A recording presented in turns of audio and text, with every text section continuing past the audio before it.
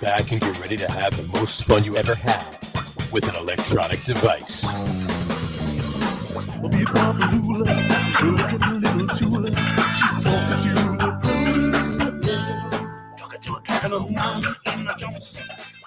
All right, everybody, welcome out to the Get On With It Sports Show. It is Wednesday, April the 27th, 2022. Jersey Johnny coming at you with me, as always. And It's so none other sorry. than these two gentlemen, RadioPete and Mr. Harry Lug Nutz. Say hello, gentlemen. Hello, gentlemen. Hello. Hello. Hello. Hello. Hello. That's better than last week. We just have to figure out who goes second, third. I think you should go second, Pete, and John will go third. I should probably be the bass. Harry's Hello. Hello. You don't go lower. No, it's not that low. The Three Hello. Stooges. Hello. Hello.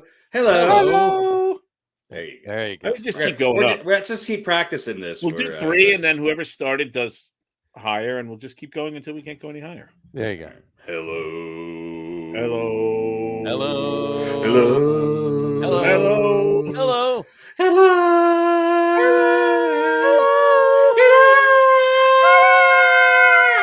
I think we maxed out. All right. Now that everybody that was tuning into the audio broadcast has already shut it off. No, there was nobody tuning in. Well, this is true.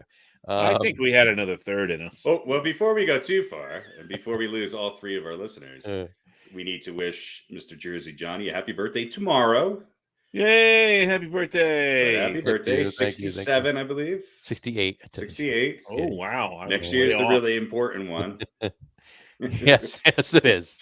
It is. Where everything's upside down and backwards. Upside down and backwards. But Just a the way I like. whole lot of fun. Oh, yeah. Gotta love it. Well, yeah, but then you have, of course, The cleanup afterwards. 71. Which, That's right. We all know what that is. you know what George Carlin says about what 71 is. Right, Yes, exactly. Yes. Yes, he does. Yes. Well, you have 2 years after that to buy a tarp. Exactly. All right. Recovered. And Well, we will be then at that and point. to loosen up. That's right. Limber up. Limber up there. Limbo maniacs. So, what are we starting with today? We're going to start with the beer I'm drinking, actually. Yeah. I'm having I feel like a beer tonight. I mean, I had one last week and the week before too, but I'm having from Carton Brewing. I'm having St. Kitts Coffee. It's an imperial cream ale brewed with coffee and coconut aged in rum barrels. So this should be this should be nice and tasty. So coffee. Where is that brewery from? Atlantic Highlands, New Jersey. Atlantic Highlands, New Jersey. Yeah. And coconut. All these breweries popping up in South Jersey. Yeah. These guys have been open for this August will be 11 years. 11 years. Mm-hmm. Atlantic Highlands. Hello, Atlantic Highlands. Hello, Atlantic Highlands. Yes, they're a pretty tasty brewery down there.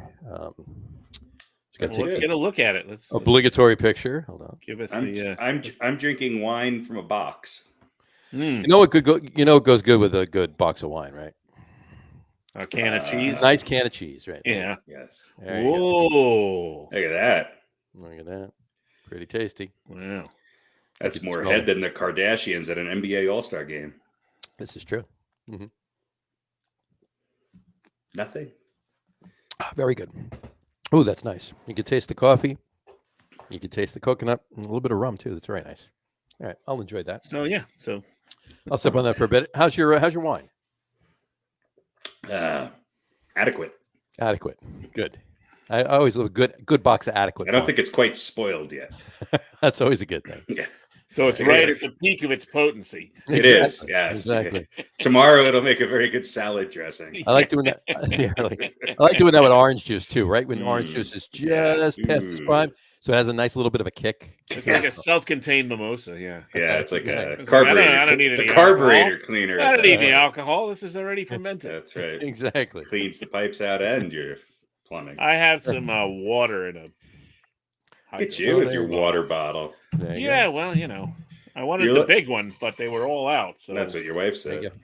Yeah, she wants the big one, but listen, they were I all showed out. up for the wedding, not the other guy. So that's right. You have to take what Sometimes you showing up is half the battle. That's exactly right. Well, that was the one guy said that he asked his wife if he was the only one she'd ever been with, and she said yes. All the others were 9s and 10s. Yeah. Yes. There you go. So there you go. Nice. That's the way it is. Anyway, all right. Let's get going with some sports talk here. right. Let's breeze through baseball really quick. Get that out All of the right, way. let's I talk only have about. one. I only Oh. have. Well, I want to mention congrats to the Mets. They've won their six. Okay, well, first what are you going to jinx things series. for? Why are you doing Well, that? I'm not the only one that said it. What if my I words are know, gonna but jinx you're it? the fan. Well, they lost today. Well, yeah, but it didn't matter because they already won They the still won series. the 'cause they won series. the first two. So they won their Was it first 6 in a row? Six series in a row to start the season. It's the first time they've ever done that in 61 Yep. years. But, This is the 30-second countdown to when Jersey Johnny complains about the Mets getting thrown at. Exactly. Well, no, you know what? I'm even going to talk about the Mets getting thrown at because they've been thrown at 20 times already in 20 games. 19. It's been not 19 times in 20 games, but whatchamacallit, and Pete Alonso twice in the head. This is ridiculous. But what I do want to say is it's clearly, look, there aren't 19 pitchers out there that want to take the Mets' heads off. I think it's a little circumstantial. There's something wrong with these balls. Okay. There's something wrong with Major League Baseball. Let me just ask you guys a question. How many, what Don Baylor's on base percentage, if he was playing this year, would have been like 1250. He would have been batting 154 with an on base percentage of over 1,000. Yeah. Oh my God. Yeah, it's ridiculous. These guys are throwing baseballs that should not be in use. Well, look, we already talked about pitchers, right? No pitchers can throw 6 innings, right? The shortened spring training, everybody's still ramping up. Control is obviously part of that. Plus, we don't even know who was using a sticky substance and who wasn't. We know some who were, but how widespread was that? So there's adjustments being made. But yeah, and also I think that, I mean, back in our day, if you got plunked, it was on the leg or on the ass or something like that. Very rarely. I mean, it was a cardinal sin to go for the head. Yeah. That was. You never sent a message by going for the head. And if you wanted a message, if you were an asshole who wanted to take somebody out, and if you I think it's more acceptable to kind of be up and in, which again sometimes. That leads to guys getting. It's still very rare. It's still very rare. It's still very dirty, but I don't think it's quite the same as it was. Pro athletes, all you big macho bullshit artists. If you're gonna fight, fucking fight. Okay. Reggie Jackson didn't fucking stand at the plate and curse and tell him to do it again. No, we went out and grabbed the guy around the neck and pummeled him until and the benches waited a few minutes. Right, let them do their thing first. Now we'll go out. Goose Gossage was jumping over the dugout fence to come run into the infield. Well, no, 9 guys were piling onto the golf cart. They were drinking. They were watching through the little hole. It's like a peep show. They didn't give a shit. They knew these guys could handle their business. Come on. Well, you know what though? You're right. By the way, the Mets look great. Not to. And it's not the big acquisitions. It's that next rung of acquisitions that they got that are just doing exactly what I thought they would do because they're the same bastards that I wanted the Yankees to get. Right, exactly. Yeah, everybody's playing the role. Everybody's doing their part. I mean, that game, I'd be remiss if I didn't say that game on Monday night. All right, they were down. They were losing 2-0 down to their last strike, and they won the game 5-2. That you can't. That's one for the ages. They're hot. They're hot. And their needs to stop because in their division are going to obviously play better ball as time moves on here. So. Did you get any of that, Pete? Hang on, let me get my Morse code. All right. Love technology. Yeah, break it up just a wee bit. Just a wee bit, yeah. I think what he said is they're good. The Mets are really one of the worst teams in baseball, and they're hiding behind good pitching. I'm pretty sure that's what he said. Gotcha. They're a sham. It's a facade, and they'll be exposed soon enough. That's what I got out of it. Baseball team. Right. Baseball team. Baseball team. Okay. So it's Dark Helmet, right? And Buck Showalter is Dark Helmet. Here's the only thing I'll say about the beating and all that stuff. Nolan Arenado is a pussy. Oh yeah, a little bit. He's a pussy, and I think pretty talented. He's a very talented pussy. I think he was more. He comes from a long line of. Never mind. I think he was more upset about who threw at him than the fact that he was thrown at, because he said he knew it was coming. It wasn't obviously. It was not a pitch that was intended to hit him. Right. And it wasn't really that close. Now it's easy for me to say when you're standing up there and it's coming in at 90 plus, but that was not that close. And I think he was pissed because who was it that threw at him? Some kid, right? Not some veteran, not a superstar, some kid. And I think his attitude is, "Who the fuck are you to throw at me? Right. I'm Nolan Arenado. I'm one of the biggest stars in this game." I think that's what really got him pissed off. Right. I don't think it was the pitch itself, because he even said he knew it was coming. Gotcha. So, whatever. He's a wuss. And gotcha. Buck Showalter is, as far as I'm concerned, he's already earned his money for this season. Just the way he has handled things. Sure. And, I don't know if you heard any quotes from him, but they asked him about Arenado's reaction, and he said, let the other team has to take care of their guys. Our guy, referring to Pete Alonso, he said, our guy got hit in the head and went to first base. Mm-hmm. Which is exactly what happened. Is exactly the right thing to say, because he first says, well, I'm not going to judge the other team. That's up to them. Right. But then he does exactly that. Right.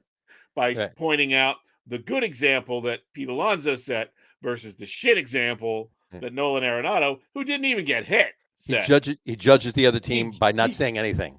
Right. He says, I'm not going to judge them. And then he does exactly that by praising Pete Alonso. Right. It was. I think it's just the brilliance of Buck Showalter. It was quote of the year so far. It was really so. He's earned his money for this year, and true. Look, and this team, they go out and they take care of business, and that's they're that's I think reflective of the guy who's who's managing this team. I agree 100%. And I would be remiss if I didn't give kudos to Harry's team. I did right just in time. He bounces out just in time for me to do that. While he's off really quick. No. Yeah. No. Yankees are doing great. Well, are they second place still? Second place, yeah. I mean, would they win 12-4 yesterday or 12? Yeah. Yeah, that was they 31 runs in the last 4 games. Well, listen, the Orioles suck, but that's what the Yankees ought to do to the Orioles. That's what they got. But that's what every other team in the AL East ought to do to the Orioles, is beat. And that's what they've done. Yeah, exactly. Every time they play them. So right. Yeah. You better now. What the Stanton hit his 5,000, 350, I think. So something like that. Yeah. So we're just talking. Yeah, we're just talking about the fact that the Yankees' offense is finally exploding too. So the Yankees are winning despite all their problems. The Yankees pitching looks fantastic. Eric Cole bounced back, and Nolan Arenado, I believe, makes $182,000 a game. For that much money, you can hit me in the head every day. There you go. Yeah, I mean, they're wearing helmets. Exactly. So, actually, Michael Kay had a great line today. He was talking about Arenado getting hit by a young pitcher, and he said, "Well, maybe he'd like it better if Max Scherzer drills him in the ear hole." Because Scherzer has props, right, to be able to do that. So. Well, I mean, he was that upset about the kid throwing at him. I think that's what it was. Well, to me, that says that if Max Scherzer hits him in, wells him in the ear hole of the helmet, he's going to be okay with that, right? Because it's Max Scherzer. Well, that's okay. Yeah. I mean,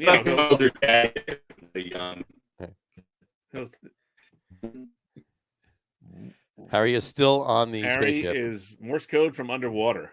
You can't hear me. No, you're breaking up. We can hear. It sounds like that, basically. Your voice is perfect for the witness protection program. Actually, what we were doing before with Pete, that would have been perfect for you. Yeah, that would have been spot on. That's exactly. We shouldn't have joked about that. Translate, Pete. He may have to start his own podcast where he doesn't have to, log in or talk to us losers. I'm not much of a lip reader, but that's what I got. I got it. He said, keep going. He said, that's what he said. He said to keep going. Keep going without him He's going to run out to Best Buy and get himself a new computer. Come back, tune it up, hook it up. Probably won't be back for this show because it's got a lot of updates. No. Actually, by the end of the show, he might be back with all the updates. You and I could probably drag this out to 3.5 hours. Sure. Yeah, that would work. You're Imagine frozen. if we did that. See, just to see how long it would take. Leave, go to Best Buy, buy a computer, come back, hook it up, install everything, set everything up, and come back on the show before we're back done. in the show. Oh man, you know what? I'll save the pickleball update until Harry gets back. You better. New computer. He's going to be upset about it. He's going to be upset. There's your incentive. He's restarting his computer. That's what he's doing. Yeah. Okay. I have one question, baseball, and then we can move on to the quiz, and then we can move on to the draft because that's why we're all here tonight, right? For the draft. So, I will. We can vamp a little bit on the Mets based on that while we're waiting for Harry to come back before I ask the question. I can ask you and then him separately. So, I could probably answer for him. Okay. Well, if I just did it intelligently and reasonably, that would be his answer, and then I would give my answer, which is the opposite of which is the exact opposite of what he would say. Yeah. And there you go. Right. Yeah. No, we'll wait for him to come back. That's fine. Yeah, I mean, the Mets are. Hey, knock on wood, this keeps going. I mean, if they're for real, and this is going to keep chugging along, clearly Buck is a big part of it. So are the acquisitions they've had this year. And let's hope we keep going. But the starting pitching that they're getting without DeGrom is amazing. So it's a beautiful thing. And then, these, if you think about it, and I mean, they lost a game that Bassett started, he's back. Let's see if it works. Is it going to work? Well, let's see. 1, 2. Is it working? Who knows? Maybe. Sounds better a little bit. Did you restart the computer or just the program? Harry? Yes. Oh, you're good. Okay. It's working good. All right. So, all right. I said, so let's hope Met fans wise, let's hope it keeps going. So here's my question. This is a question for both of you, and then we can move on to the quiz and move on to some draft talk. We got to talk about something else first. Oh, that's fine. But my question, that's true. You have that one thing. Yeah. My question to you guys is this. Both of you, please tell me your opinions. Should Major League Baseball come up with some form of a substance that they can deem legal for pitchers to use for control?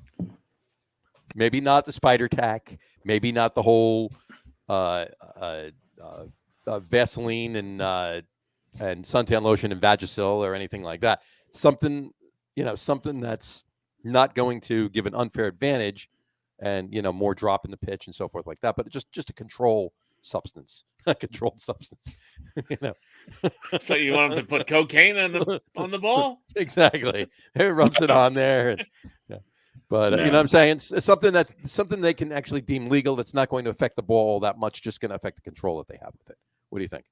No, they shouldn't? I think so. Well, I mean, look, why is this all of a sudden an issue for human beings that throw baseballs to control it? What I want to know is why. Here's my question, the big question above any of that. My question is this: why do they change the baseballs every year? I don't know. What's wrong with the baseballs they used the year before? Well, I think they do it to try and adjust for shortcomings of the game. And their definition of shortcomings of the game is what can we do to get more people to watch or spend money and come out to the park. That's what it's all about. So then just make the balls out of, remember when we used to get those pinkies, the rubber balls that bounced like 5 million miles? Super pinky, yeah. Just make them out of that. But you can't. So every time you hit the ball, it's out of the park. Home runs are down and the game's better for it. I agree. But it's a tinkering process, because if they do that, right? Mm-hmm. Because what everybody's like, people talk about the NFL, right? And now it's all offense and there's no defense, and defensive backs are helpless because they can't touch anybody, et cetera, et cetera. So you go too far and people don't like that. So it's a tinkering process. Here's the argument to it, is that batters are allowed to wear batting gloves, which is not a lot. I guess some do, not many. And they're able to put pine tar on their bat, as long as it's not too high. Right. Yeah. Does anybody use that anymore? I guess some guys still do, right? Yeah, no, they do. Oh, yeah. Look at Mark. I mean, some of them have it all over their helmets too. Yeah. So the question is, so the top of their helmets don't slide off the bottom of their helmets. That's what it's up there for. Yeah. Right. So the question is, why can't the pitchers do it? But the pitchers have never legally, except for rosin, being able to put anything on their hands. So they want rosin, put rosin, rub dirt on your hand. The dirt's legal. If you can't throw a baseball, then you can't throw a baseball. I don't think the control has anything to do with the lack of a substance. And this whole thing about Garrett Cole and his spin rate was exactly the same in the last game as it was in the previous game. So he's not using Spider Tack again. He just got pissed and realized, oh shit, I have to concentrate and actually fucking pitch. Right. Well, and it's nice to get some runs too. This is true too. And that was the problem. Is I think the Yankees goes along with your psyche and blew the shutout. Right. Because they were. I mean, I don't even know who those last three pitchers were. Right. But I'm saying if you feel like your offense is going to score for you, then there's a lot of pitchers if they feel like DeGrom. If he feels like if I give up 2 runs, we're going to lose because the offense is not going to get anything for me. Makes a pitcher tight. It's harder to pitch. Right. If Aaron Boone finally learned what every 12-year-old knows is that you put your best contact hitter up first, not somebody who's hitting 146, who gets on base and has the highest on base percentage on the team. You let him lead off. You put your second best, your best power hitter second, and you go from there. Look, Rizzo's hitting for a lot of power. Stanton's not doing bad. Hicks, until his latest injury, has been back, at least to form of what we expected. I did hear though that Aaron Hicks and Ben Simmons are going to actually form a club for disabled sports figures. But yeah. What does Aaron Hicks have to do with Ben Simmons? Well, he always gets hurt, and Ben Simmons has been hurt for about 9 years. Ben Simmons is a head case. Aaron Hicks is out because I think his wife's having a baby. Is that what it is? That's not an injury. No. Well, of sorts. Yeah. His wallet's going to hurt, but his back's fine. He's going to want to get back and play. Although I will say, what did the Yankees hit, like 5 home runs yesterday or whatever it was? Yeah. There was 5 it's just how they. I mean, they had how they always do it. A couple guys on base, right? But they're doing what they always do, but they were doing it better, right? And against the lousy team. Yesterday it winning. actually mattered. Usually they like to pile on home runs when they're up 8-0. Right. But look, Severino didn't have a great start, but they scored enough runs to support him getting into the 6th inning. Was it 12-5 or something like that, or 12-6 or whatever it was? I mean, he gave up 12-8. Oh, it was 12-8. You're right. So I mean, you think about that. If they didn't score those 12 runs, they only scored. Oh, they had a great showing. They scored 7 runs, but they lost. Yeah. Right. Which is going to happen. Yeah. But the Yankees' ERA has been off the charts. I mean, literally, I think they had the 3rd best overall ERA, and a lot of that was on their bullpen. Right. So I'm not complaining. I think Kiner Falefa is. You couldn't ask for anything better at the shortstop position right now. I think they're hurting offensively at the catcher position. I don't think Josh Donaldson is the answer at third base. And Joey Gallo, yes, he hit a home run yesterday and only struck out once. That is a big thing to get his confidence going. And I like Joey Gallo. I think he's a good defensive player. You can't have your left hitter hitting 126. Mm-hmm. And strike. And the other part of it is that the Yankees were averaging, I believe, between 10 and 12 strikeouts a game. Yep. And when they started winning and playing a little bit more small ball and their on-base percentage goes up, imagine that. They start to win games. And it's almost like a formula. It's almost like a formula. Imagine that. Imagine how that works. Right. So, and, Yeah. All right. Well, I mean, look, we both teams in New York. They're still not as good as Toronto, but if their pitching holds up, they'll be okay. They're looking good, and we're gonna see where it takes them. I mean, it's a beautiful thing right now. So hopefully they both continue down the paths that they're going and they don't stray from that, and we'll keep an eye on it. Pete, you have your report. Oh, the Pete's report. Well, are we going to talk about the Yankee cheaters? Well, that's what you wanted to talk about, right? Yeah. Listen, whatever. They were using this report was from like 2015, though. Like, it was before the. No, it was. Oh, let me see. Yeah, I think I pulled up a thing. 2015, 2016, or whatever. It was before the whole. All right, so this is so there was a lawsuit by DraftKings, and this letter being released as was going to be unsealed anyway because of that lawsuit, but it's been released, I guess, by Major League Baseball. So basically, it says that the Yankees were using their replay room to look at catcher signs and figure out what the signs were, and then they were relaying that to guys that were on base so that they could tip off the batters. Good. Keep doing it. And then also, this was during 2015 and 2016, and they were also using, in some cases, I guess, where the replay room was kind of too far down the hall, maybe a little bit out of garbage can range, you might say. They were using the dugout phone to relay the messages. So, okay, whatever. They were cheating. The Red Sox were cheating. The Astros were cheating. This, to me, doesn't, is not to be put on the same level as what the Astros were doing. The Red Sox were using like a wristwatch or something.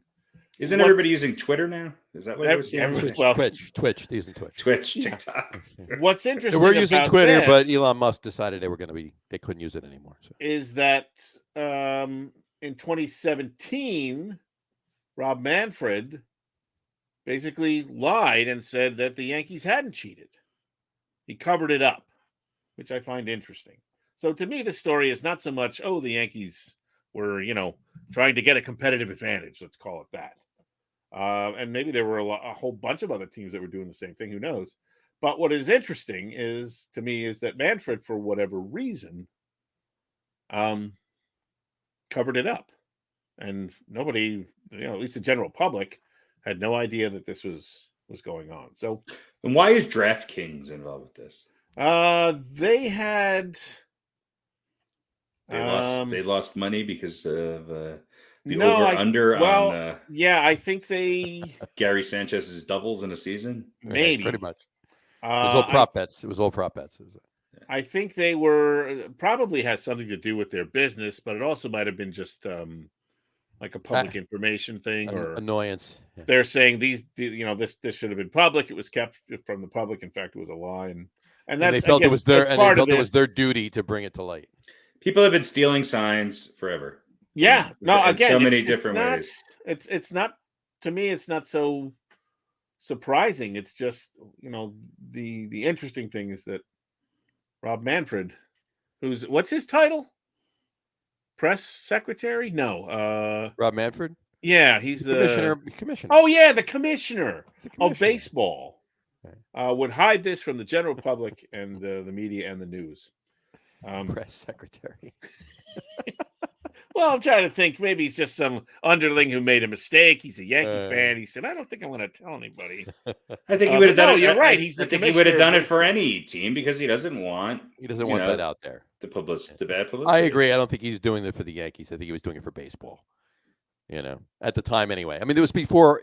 Back then, it was before all the shit blew up with the Astros and everything else, and then the Red Sox. Okay, so. All right, so that doesn't. That just like if it got to be too much, then obviously it had to come to a head. But if it was like one isolated incident that came to light, covered it up, took care of it in house, and it didn't happen again, it was a continuous thing that happened over at least parts of 2 seasons. Right. All right, during the 2015 season and part of the 2016 season. So here's the real point. When he thought he could hide it and cover it up, he did. But then the Red Sox fucked up and the Astros fucked up, and whoever that pitcher that they got rid of, started yapping his mouth, and the whole thing blew up, and then it got too big. Remember the good old days when people could keep their fucking mouth shut? Right. Yeah. Let me put it to you this way, though. It was the entire 2015 season, right? Right. All right. And part of the 2016 season, but the entire 2015 season. Okay. Now, if memory serves, and I know it's 7 years ago, but if memory serves, the World Series that year was the Mets and the Royals. The Yankees were not in it. Yeah, well, I didn't say they were good at it. No, but this is my point. It. So I understand, but that's you still have to hit the ball. You still have to catch the ball. But that's not a valuable throw point. The ball. It's not so bad because it didn't work. It was a lousy system, so it's still. And again, what was unusual in the Yankees' case is that they were using the phone. Right. It's one thing if they were just yelling down the hall or whatever. So if anything, they were using technology as opposed to a garbage can. But again, what the Astros did, how long until some IT kid is going to be able to steal the transmissions from whatever? You got to figure that wristband shit. Yeah, that pitch thing. Somebody's going to hack into that. So stupid. I don't know. It's I think you're right. I don't think it was specifically because it was the Yankees, but again, to me, this story is about Rob Manfred, and I know he's trying to protect the game and all that, but still, I mean, this is bad. This is bad when the commissioner of the league is covering up cheating, known cheating, right, until it can't be covered up anymore, as in the case with Boston and the Astros. And then it's like, oh, now we're going to crack down on him. And now this comes out, and he seems even more flaccid and flatulent than ever, right? Because now it's like, well, you flaccid and flatulent. Yeah. That sounds like a horrible. He's soft. Sounds like a horrible Friday night. He's soft. Well, we call that Thursday here in the Minetti household, but he thought it was Sunday through Saturday. He's soft and weak, and what he says should not be taken seriously. Right? All right, so he's bound to be the next president. Probably. So anyway, it's not so much about the Yankees. Whatever. You're right. They've been stealing signs and looking for new ways to do it, and everybody's looking for that competitive advantage. But this is the fucking commissioner of the game, right? Who's sweeping it under the rug until it's a noticeable lump in the rug. Dear Yankees, that's not good. Please help Joey Gallo and steal as many fucking signs as you possibly can. And maybe steal the pitcher's wallet or something to distract him. I don't know what else you can do, but boy, he needs help. Is it cheating if you're hitting 126 and they help you with a few little signs? Yeah. You mentioned before that Aaron Boone finally got it, and he took somebody else that was not hitting 145 and put him in the leadoff spot. Yeah. Here, in Aaron Boone's defense, there have been many points in the season where most of the Yankees were hitting 145. Yeah. So you kind of can't help but put somebody that's hitting 145. Except their leadoff hitter for the last 3 years and the guy who won the batting title 2 years ago, and their most consistent hitter for average and on base percentage. Well, make no mistake. I'm not putting him down because there's been plenty of times where the Mets were hitting 125 on average. Right. So you can't put him up first because then he'll get more at bats than everyone else. Right. That doesn't make sense. Exactly. Right. Gotta be fair. That might be a little glitch in the sabermetrics. Gotta be fair to it. Don't play him at second base either, even though he's your best second baseman. Yeah. Well, listen, Glaber drove in a couple runs the other day, right? One. But he had a 2-run double. No, he had 2 doubles. Maybe he drove in a run. Something. I don't know. He drove in a run. He did something good, so he'll be around for a while longer. There you go. All right.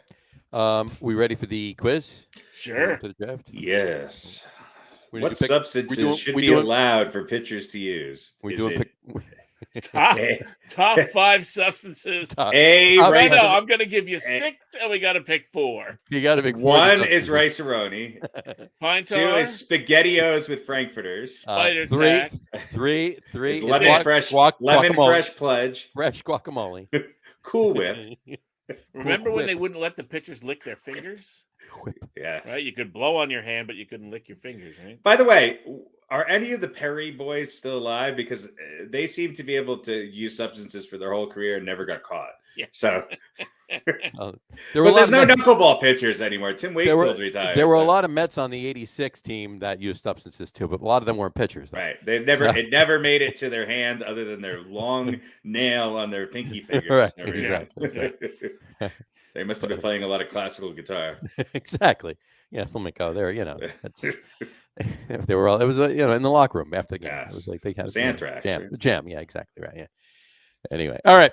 Here is the quiz for this week. Major League. We're on the kick of Major League Baseball pitchers. We're gonna do one more week of this after this one, but and we'll switch it up. But Major League Baseball pitchers, 1980 to 1990. So 1980s. Good pitchers years. in the 80s. Good years. 4 stay, 2 go. I'm giving you 6. 4 got to stay, 2 got to go. We know. All right.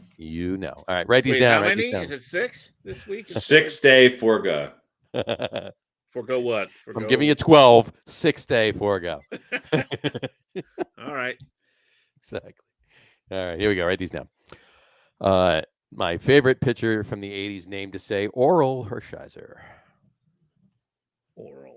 Oral Hershiser. Fernando Valenzuela. Ooh, 2 Dodgers out of the gate. Absolutely. Dr. K. Krasinski? Are we talking Doc Gooden? Doc Gooden. Oh. Bringing it back to the substance abuse. Exactly. Well, you know. Brett Saberhagen. Oh, man. Sabes. Old Bleachy. Yeah. Steve Carlton. Ooh. Lefty, right? Wasn't that his nickname? I believe so. Last I checked. And rounding it out with Bert Blyleven. Well, now that last one just kind of was a bit of a wrench. This was easy up until then. There you go. So Oral Hershiser, Fernando Valenzuela, Dwight Gooden, Brett Saberhagen, Steve Carlton, and Bert Blyleven. So Radio Pete, kick us off. All right. Fernando's out. Okay. He was a phenom, and he had a great first half of that wonderful year. The second half, not so much. Guys kind of figured him out. Good guy, though. I liked him. Looking up, right? His eyes all screwed up or whatever. But he's out. And see, Blyleven, I know nothing about. Now, whether that means normally I would get rid of him or keep him. He pitched for a long time, and yeah. I mean, I would think his best years were arguably, I don't know. He had a weird career. Yeah, I'm going to keep him though. Because I again couldn't tell you numbers. I have a feeling Saberhagen was quote unquote a better pitcher. But he was a dick, so he's out. Okay, so irrational thoughts with Pete. Well, you know how this goes. So sorry, Fernando, love you, but you got to go. And Sabes, bite me. All right, so you are keeping we got Oral, the Doc, Lefty, and Bertie Bly. All right, Harry. Well, look. Saberhagen had his best year in '89. He pitched more years in the '90s than he did in the '80s. That was the other thing I was going to say about him. Didn't get a chance. Bert Blyleven seems to have pitched for, I think, 45 years. I think it was 46, actually. Last I checked. He edged out Nolan Ryan by 6 months. I mean, I think I'm going to have to agree with Pete on this one. Blyleven's ERA was consistently pretty good for a really long time. And they're really comparable. I think those two that's about as neck and neck as you can get as far as even career achievements with Blyleven and Saberhagen. I just like Bert Blyleven because he was he was a part of the Pirates team, right? We Are Family. Wasn't he on that with those weird hats? Yep. With the shit on top of them and the cool pins and shit. Yeah. Yep. They're all like, just for that. I'm going to go irrational too. Just because he wore those hats and was partnered up with Kent Tekulve. I'm going to give it to Bert Blyleven. But Mariner. Fernando was good for like 2 or 3 years, and then he just fizzled. Yeah. He did. I don't mean to imply he only had one half of one good season. And Steve Carlton might be the best on this list. Hershiser was amazing. Gooden was great, and Gooden was great, but not for long enough. Not for long. Gooden might be the third I would choose that would be off this list. To be honest with you, he was really, really good. I don't know. I still think he beat out Fernando. So I'm gonna keep Gooden and Hershiser and Bert Blyleven and Steve Carlton. Boy, Steve Carlton was probably top 10 all time, right? The definition maybe of underrated. Yeah. He's got to be. I think when we went through our pitchers list, he was pretty high up there on all of our lists. He was. Yep. So, wow. All right, a rare agreement. Well, now will we get the trifecta, Johnny? Yeah. Who are you for? Pete's hatred of Brett Saberhagen just happened to also correspond with logic. So this week we have double doozy. Well, listen, if I said Blyleven, he never sprayed anyone with bleach, and he had a cool hat. Right. That's essentially, half of what you said. Essentially a good thing, right? Yeah, that's and way more of a soundbite. He never sprayed anyone with bleach, and he had a really cool hat. Yeah. So he makes a list, and he makes a list. Trifecta wise is in order. Yes, I would pick the exact same. I would go Hershiser, there we go. Gooden, Carlton, and Blyleven. But FYI, Steve Carlton pitched from 1965 to 1988. 1994. 88. Yeah. That's insane. And foreshadowing, you know what? I actually, because I'm not going to tell you, but I have next week's list done already. And I was back and forth to put Carlton on next week's list or this week's list. Or, well, it's not next week because we'll do it, obviously, the week after. But the next list or this week's list. And the pitchers that I want on next week's list are the ones that are on next week's list for the 70s, obviously. So Carlton made the 80s. So nice. I mean, he was going to make 329 wins at an ERA of 3.22. Amazing. Even though he was probably pitching into his mid 40s. Mid 40s, yeah. Mm-hmm. Absolutely. He always looked like he was 63 though. Those even guys always even when he was 24. Older. Yeah. Pictures of a young looking Steve Carlton. They don't exist. Literally, they're rare, very rare. Four times Cy Young, 10-time All-Star, Triple Crown winner, 2 times. Kind of like who was that kid? It was that kid in the Bronx back in the early 2000s. Oh, Almonte. Danny Almonte, the kid that was Danny Almonte, 22. Yeah, he looked older. 22-year-old, 14-year-old, part of the Rolando Paulino All Stars. He was. Hey, by the way, this on this date in Major League Baseball history, and I believe it was 1982. At least you got some music while you're thinking. 1982. It's the thinking music in the back. Reggie Jackson came back to Yankee Stadium for the first time since being traded to the California Angels. Yes, it was the California Angels. And he hit a upper deck home run off of Ron Guidry.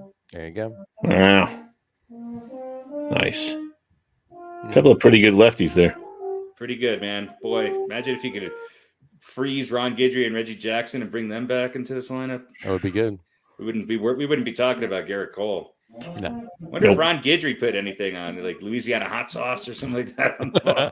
Yeah. I think he put some gator juice on there or something. He used Frank's. He put that shit on everything. Yeah. Gator spray. Gator spray. Hey, Spider Tack. I use Gator spray. Gator spray. Every time I see highlights of Guidry, it's amazing how tiny he was. He's a small guy. But just an amazing pitcher. God. Anyway. It's good. All right. The good old days. The good old days. All right. Let's shift into NFL. We have a very big day in the NFL coming up tomorrow, do we not? I'm going to, look, it is a big day. And I'll be honest with you, I know nothing about it. You don't? I have been following it a little bit, but I've been following it a lot. So honestly, I was switching back and forth. Usually in the morning, I'll switch back and forth between Sports Center and the Canadian Sports Center and Get Up, which is on ESPN and ESPN2 and TSN3 or whatever it is. Right. And when they start talking about the draft, now the last couple of days, or at least this morning, I kind of listened a little bit because it's happening. But every day it was the first topic of discussion, like even, a week and a half ago. And I don't care. Until really yesterday, today maybe, and of course when it happens, not that interested. Interested. And here's the reason why I know nothing about it, is because the people that get paid to talk on those shows also know nothing about it. Right. Well, yeah, because every person you ask has a different top pick, a different person going to a different team. Who's great? Who's a real risk? Who's the best offensive lineman ever? Who's going to drop to number 10? Right. I will say this, based on having seen him play, because he's played for a major team, okay, and watching the film that I have seen, I do think that it is going to be a mistake for any team to pass on Evan Neal. You heard it here first. I'm going to go out on a limb. whoever gets him is going to get, I think, the best offensive lineman in the last 5 years. Well, why don't we take a look at the three of ours projections and see where we place Evan Neal on those lists? What do you think? All right. Who wants to go first? Who's list first? Harry or you? You read it. You show him. I don't even remember what I picked. All right, so we'll do Pete first. Here we go. Yeah, here's Pete's mock draft. Here we go. All right, there we go. So Pete has taking at the number 1 spot. The Jacksonville Jaguars has him taking Trayvon Walker, defensive lineman from Georgia. Then Detroit Lions, number 2, taking Aiden Hutchinson, an edge rusher from Michigan. The Texans are number 3. Ikwonu, right? Ikwonu, right? That's how you say it. Offensive tackle from North Carolina State. He's got the Jets taking Ahmad Sauce Gardner. And I'm hanging on yours. So, I'm hanging my head. Because that's how you put it. You didn't put Ahmad Gardner. You put Sauce Gardner. By the way, and then you put UG afterwards too. I didn't put that in there. Is edge just short for a defensive lineman who can't tackle on the run? It's defensive end. It's an end. Yeah, well, I know, but they used to be called defensive linemen. Well, I think when they defensive end, but it's still a lineman. Well, You're if you look at Walker, he's a defensive lineman, but he is not an end. I think they used it originally to designate that these guys were good pass rushers more than anything else, it's right? Tweeners. It's mostly he's a defensive end, but he's really good at rushing the. He's like a linebacker who puts his hand on the ground every once in a while. I don't know. They should call him the LT. Honestly, that's what I think they should call him. What was Michael Strahan? Michael Strahan was Michael Strahan was a defensive end. Okay, they never called him an edge. They didn't call him an edge. No. Well, that's what they call him now. Now I don't like it. That's what they're calling him. So sorry.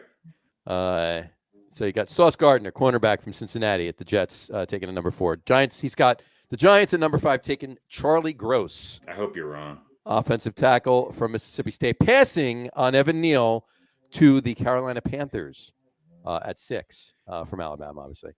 He's got the Giants taking at 7 an edge rusher in Kayvon Thibodeau from Oregon.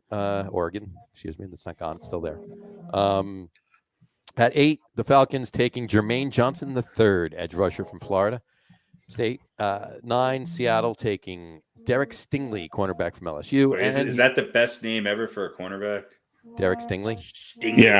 Yeah, that's a good name. Stingley with the stinger. I can't wait to hear Chris Berman's nickname for him. Is Chris Berman still around? Yeah, he does the recaps every Sunday night. Who else in the NFL had a name similar to that? Daryl Strawberry? No. When he was an edge rusher for the NFL player, somebody was named Stokely. Brandon Stokely. Stokely. No, it was close to Stingley. But it wasn't quite Stingley. I'll look that up. You have to look it up. Stringer? I don't know. Not quite sure. You check it out. And to round it out, Pete has at number 10 the Jets taking Drake London, a wide receiver, also from USC. Sounds like a punter, though, Drake London. There you go. All right. Let's switch it up to Harry's picks. Here we go. So he's got, let's keep an eye on. So let's write these down so we can compare them.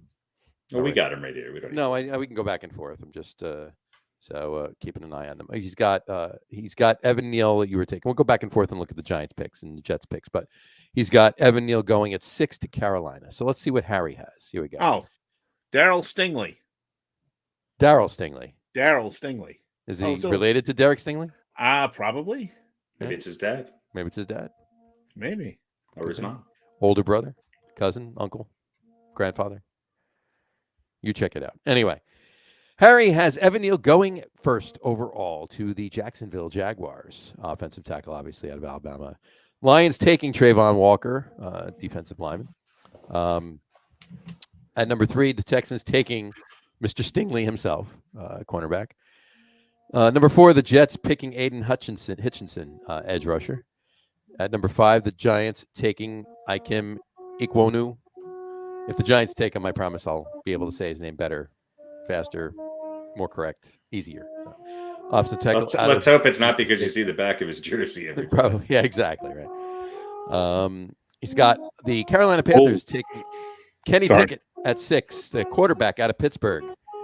He's got a quarterback going in the top 10 to the Panthers. Bold prediction. Bold prediction. There we go. He's got the Giants at number 7 taking Ahmad Sauce Gardner, cornerback out of Cincinnati. He's got the Falcons at 8 taking Jordan Davis, defensive tackle. He's got the Seattle Seahawks taking Jermaine Johnson III, edge rusher out of Florida State, and the Jets at number 10 taking Jameson Williams, wide receiver out of Alabama. There you go. Nice. All right. By the way, Derek Stingley Jr. is the grandson of Darryl Stingley. Grandson, wow. Grandson of and Darryl the Stingley. Son. That's how old we are. Is that do we remember Darryl Stingley's grandfather? And the son of Derek Stingley, who played defensive back in the Arena Football League.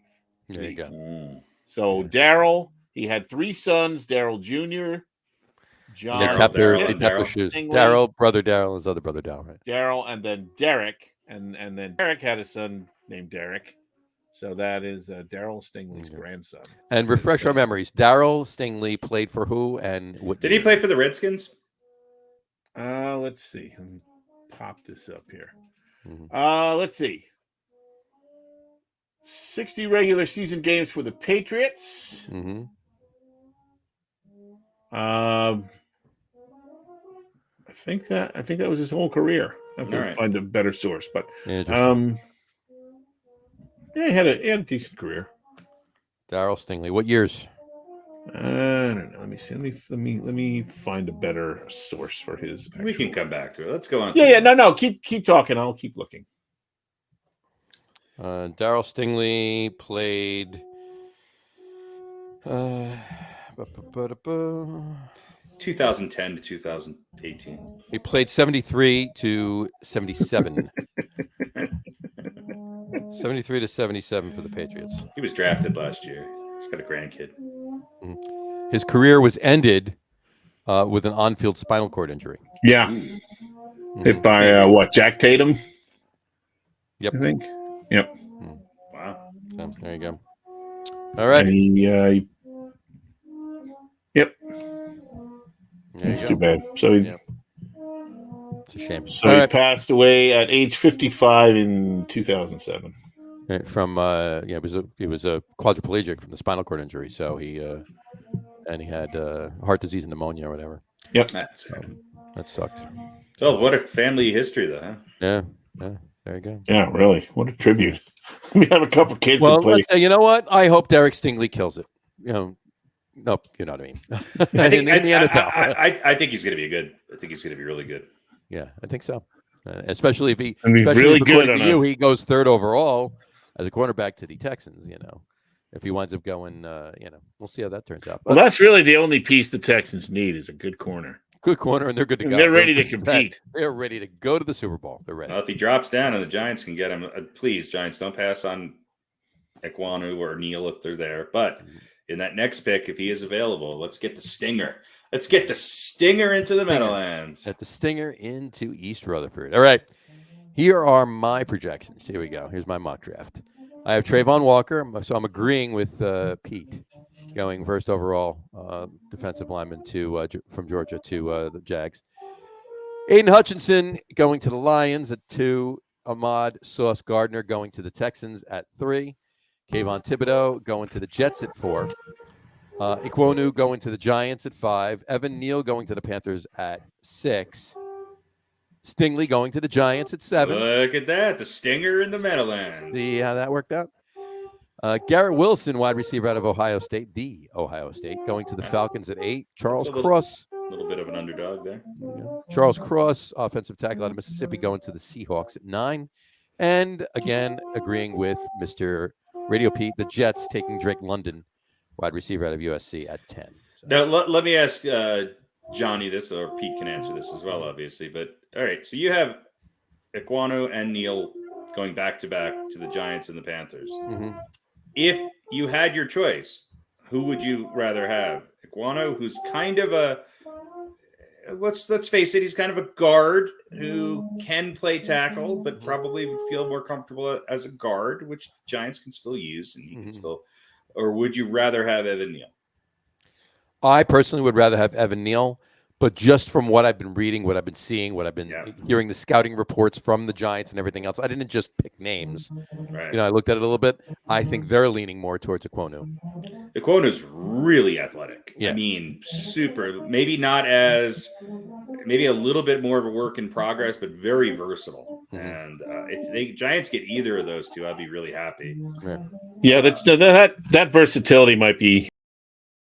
I mean, wasn't it the Giants who at one point had like 4 out of their 5 offensive linemen like playing out of position? Right. Yep. Right. So, maybe that's something that I just think if Neal can stay healthy, he is a monster. It's just he is. Just and it's funny how people have him down in the 8th, 9th, 10th spot. And I could be wrong. I think the only person who was as high on him as I was Mark Schlereth, who I think also maybe recently said he's going to go first to the Jacksonville Jaguars. Mm-hmm. I feel pretty good knowing that Mark Schlereth and I agree on an offensive line. All right. Well, that's good. I'm glad that worked out that way. I'm really well, yeah. If it was the 9th string quarterback with the big ears who was talking about it, then I wouldn't feel so good. What is his name? God, he's horrible. Yeah. I know you're talking about. I can't remember saying it. Here's what I like about your picks, though, John. What's that? If it goes this way, at least if your number 4 pick is right for the Jets, the Jets two Thibodeaux in New York. 2 Thibodeaux in New York. Yes, absolutely. Even though one of them is technically in Jersey, but right. Still, on New York teams, you'd have 2 Thibodeaux. Well, for a year anyway, because if the Knicks don't do good next year, then they think Tim's will go bye-bye. I'm going to assume they're not related. Yeah, guessing. You might be right. What's funny is Tom Thibodeau still ranks higher on defensive intensity than Kayvon Thibodeau. He does. And do they spell their names differently? Yes. Tom doesn't have an X at the end. Is that right? He does not have an X. Interesting. It's because he's not an edge. He left off the last X for savings. Oh, boy. Wow. He's a Thibodeau, not a Thibodeau. Wow. Thibodeaux. Yeah. I went back for a stretch there. Wow. Yeah, that was a good one. Yeah. To all of our listeners who are still alive who remember those commercials, you're welcome. Yeah, you're welcome. Enjoy. So we'll leave those in the Did any of us get any right last year? Yeah. Well, we you know what? I will tell you this much. I promise you that every single one of our picks that all 3 of us picked last year got drafted. Right. Yeah, I think one of us had maybe 3 or 4 right, and I think I accidentally had like 3 right. I don't know. I think you won. Let's see. I can actually pull them up. Hold on. Let's pull them up really quick. I got them right. And I don't know how that happened. I got them right. Yeah. Well, and listen, we haven't seen any trades or anything. No, that's you had last year. You had a whole spreadsheet of somebody trading up. Well, here we go. This was last year. This is Harry's picks last year. You had Trevor Lawrence going to Jacksonville and Zach Wilson going to the Jets. You got those right, my friend. You got them right. You had Mac Jones going to 49ers. Boy, were the 49ers stupid for not listening to me. Right? Yeah. I was one off. Obviously, Mac Jones. Yeah, but like at 15, though, not at yeah. Well, because there was trades there. There were trades and everything else. Yeah, exactly. And then you had Penny Sewell going to the Bengals. We know, obviously, that Jamar Chase went to the Bengals. Mm-hmm. Kyle Pitts going to Miami. We know he went to the Falcons. Where did Penny Sewell go? Detroit. Right? Detroit? Wasn't it Detroit? I'm pretty sure it was Detroit. Yeah, I think that's right. Yeah. Jamar Chase obviously went to the he went to Detroit. Jamar Chase obviously went to the Falcons. The Bengals. The Bengals. Right. I'm not sure who went to Carolina. That I don't know. But you had Trey Lance going to the Broncos. Obviously, he went to Frisco. You had Devontae Smith going to the Falcons. Obviously, he went to the Eagles. You had Micah Parsons going to the Giants. Damn, I wish Micah Parsons. Yeah, that pick had been right. Look, all my Broncos fans and Giants fans, you're really happy if it's listened to me. Mm-hmm. This is very true. It's very true. Unfortunately, there was a trade, and the Cowboys. Right. So, and the rest of them, I'm not quite sure where they all went. I know Christian Darrisaw went to Minnesota later on, didn't he? Pretty sure. So. All right. You seem to be breaking up again, but I'm going to go and look at Pete's picks from last year. You got Trevor Lawrence and Zach Wilson correct. Trey Lance is wrong. Justin Fields was wrong. You had, I don't think you had anybody else correct. You have Micah Parsons going to Denver. That was not correct. Well, let's see. Jalen Waddle going to Arizona, to Atlanta. I obviously went to Miami. Yeah, so that was it. You just had the first two right. That was it. Yeah, that sounds about right.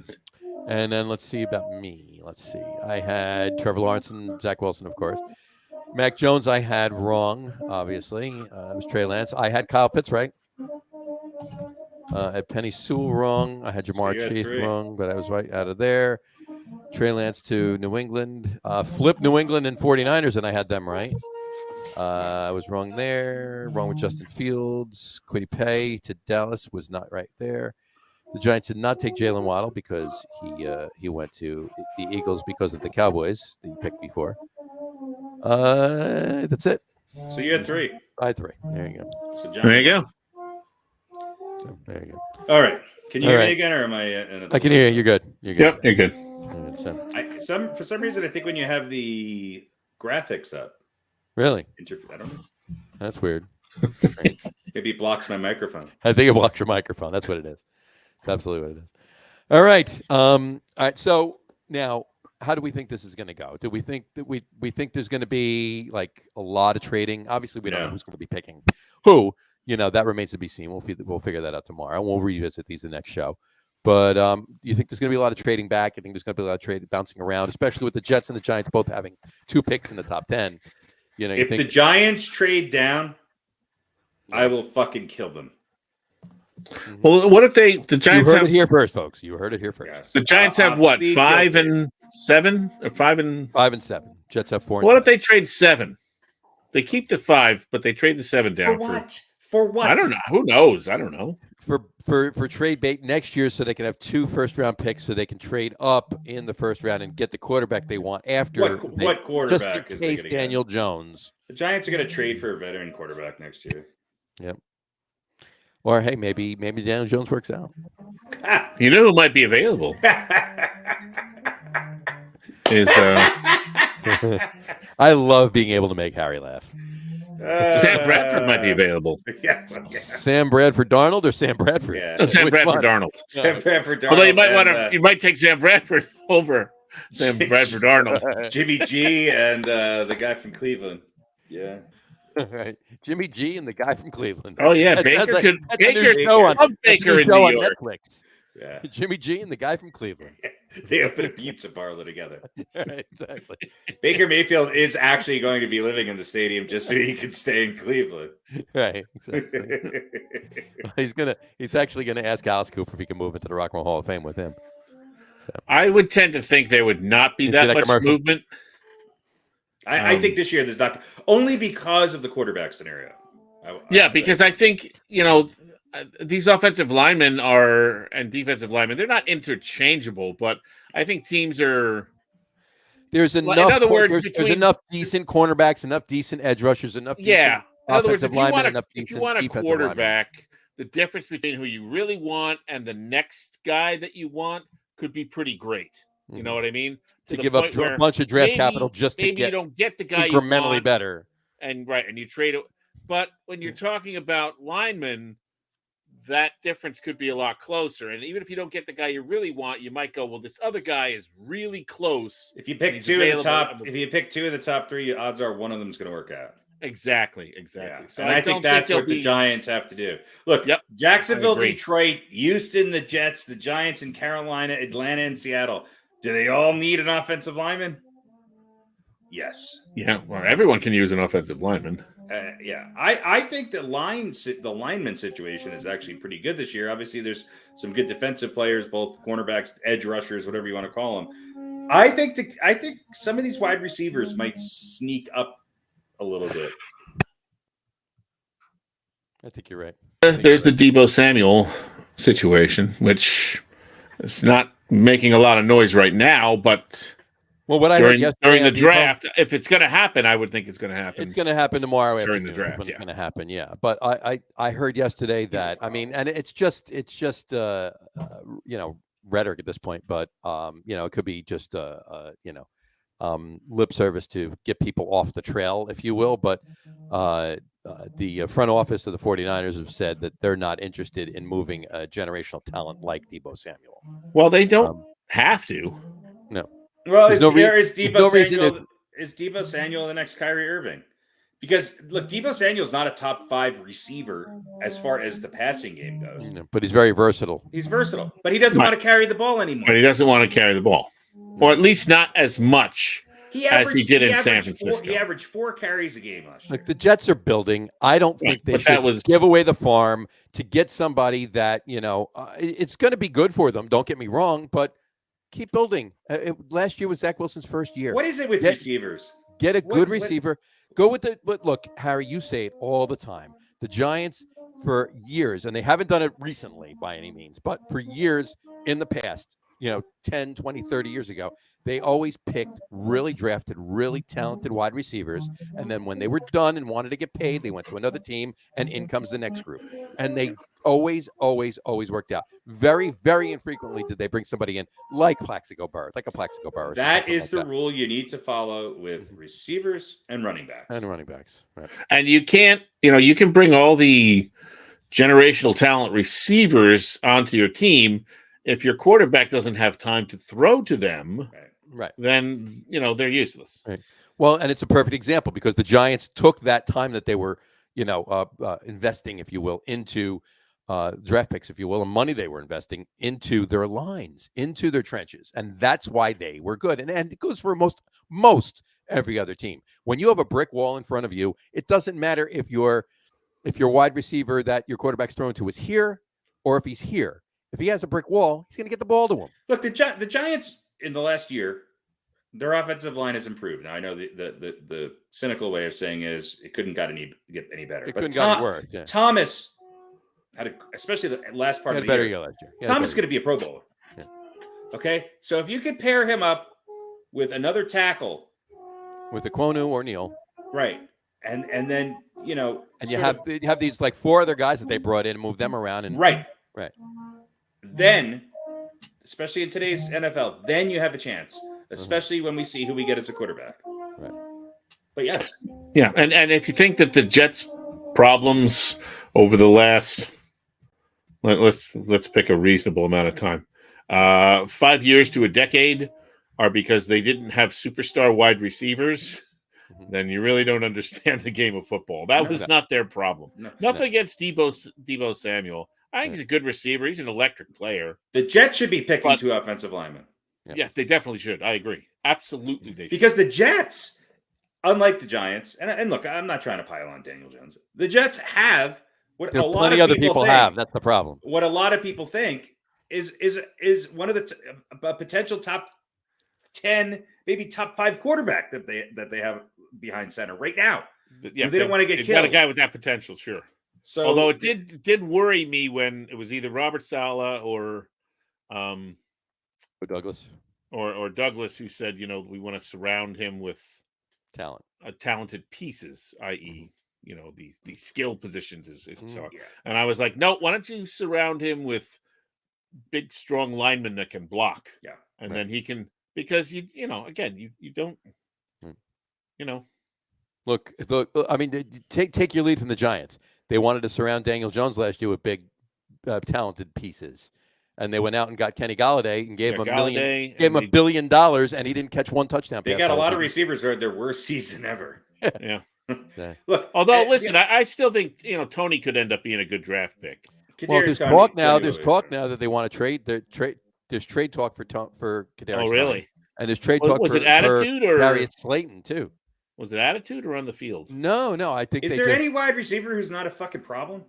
I don't know if it's. I don't know if it's problem. I don't know if it's maybe they just money. I think it might be. They have a deep receiving core, and they have Kenny Galladay that they're not getting rid of because they're not moving this money. Like Daniel Jones throwing to them. Right. Yeah. So get rid of them. Maybe get some more draft picks. Maybe get an offensive lineman. Right. And maybe they're doing it right. Who knows? Well, I'm not saying that doesn't mean that they're going to trade them. I think the Jets' problem is that Sal is a defensive mind, and they do not have an offensive identity yet that is going to match up with Wilson's talent. Wilson and the Jets need to be playing an offense similar to the 49ers, where they're mixing it up. They got a lot of motion, and they're throwing short passes and eating up clock. And if they can get the offensive line to do that for him, then the Jets are going to be pretty good in the next couple of years. Right. Because he's not going to be a drop back. He's not going to be Derek Carr. Right. No, you don't want him to be. And listen, the Jets are also very young. They are. So they do have a lot of time. Speed. They have a lot of speed and a lot of they have some players who are like a Deebo Samuels, who are very versatile, and I think their special teams are going to be really good this year. So and they really and as far as the offense goes, you don't need a star running back. You need two pretty good guys, right? That's the formula now. And they need to be able to catch the ball out of the backfield. Yeah, exactly. So, all right. Well, we're going to see what happens tomorrow. See how they screw it up. We'll see how they screw it. We'll see how every team, for that matter, screws it up tomorrow. And then, of course, we have more draft. We're going live, right? We're going live during the draft tomorrow night. Yep. Okay. We're going to be broadcasting. 4 hours. First 4 hours recovery. First 4 hours of the draft. Yeah. Have fun. I will be bowling tomorrow. Was it in my contract? I'll be bowling during the first part of the draft tomorrow night, but then I'll be back. I'll probably be back in time to watch the Giants screw up pick number 7. I can't wait to watch the 4th round. So that's on Saturday, though, right? So you got second, third rounds on Friday night, and you got rounds 4, 5, 6, and 7 on Saturday. So that's where the greatest of all time came from. Was round 4, right? 199th pick. Mm-hmm. Oh wait, well Brady was round 5. 5. How many rounds are there now? 6. Round 6. Brady was in but there isn't 6 rounds anymore. Yeah, it was a 6 round. No, 7. 7. There's 7. There's 7? 7 rounds. Jesus Christ. There used to be 16 rounds.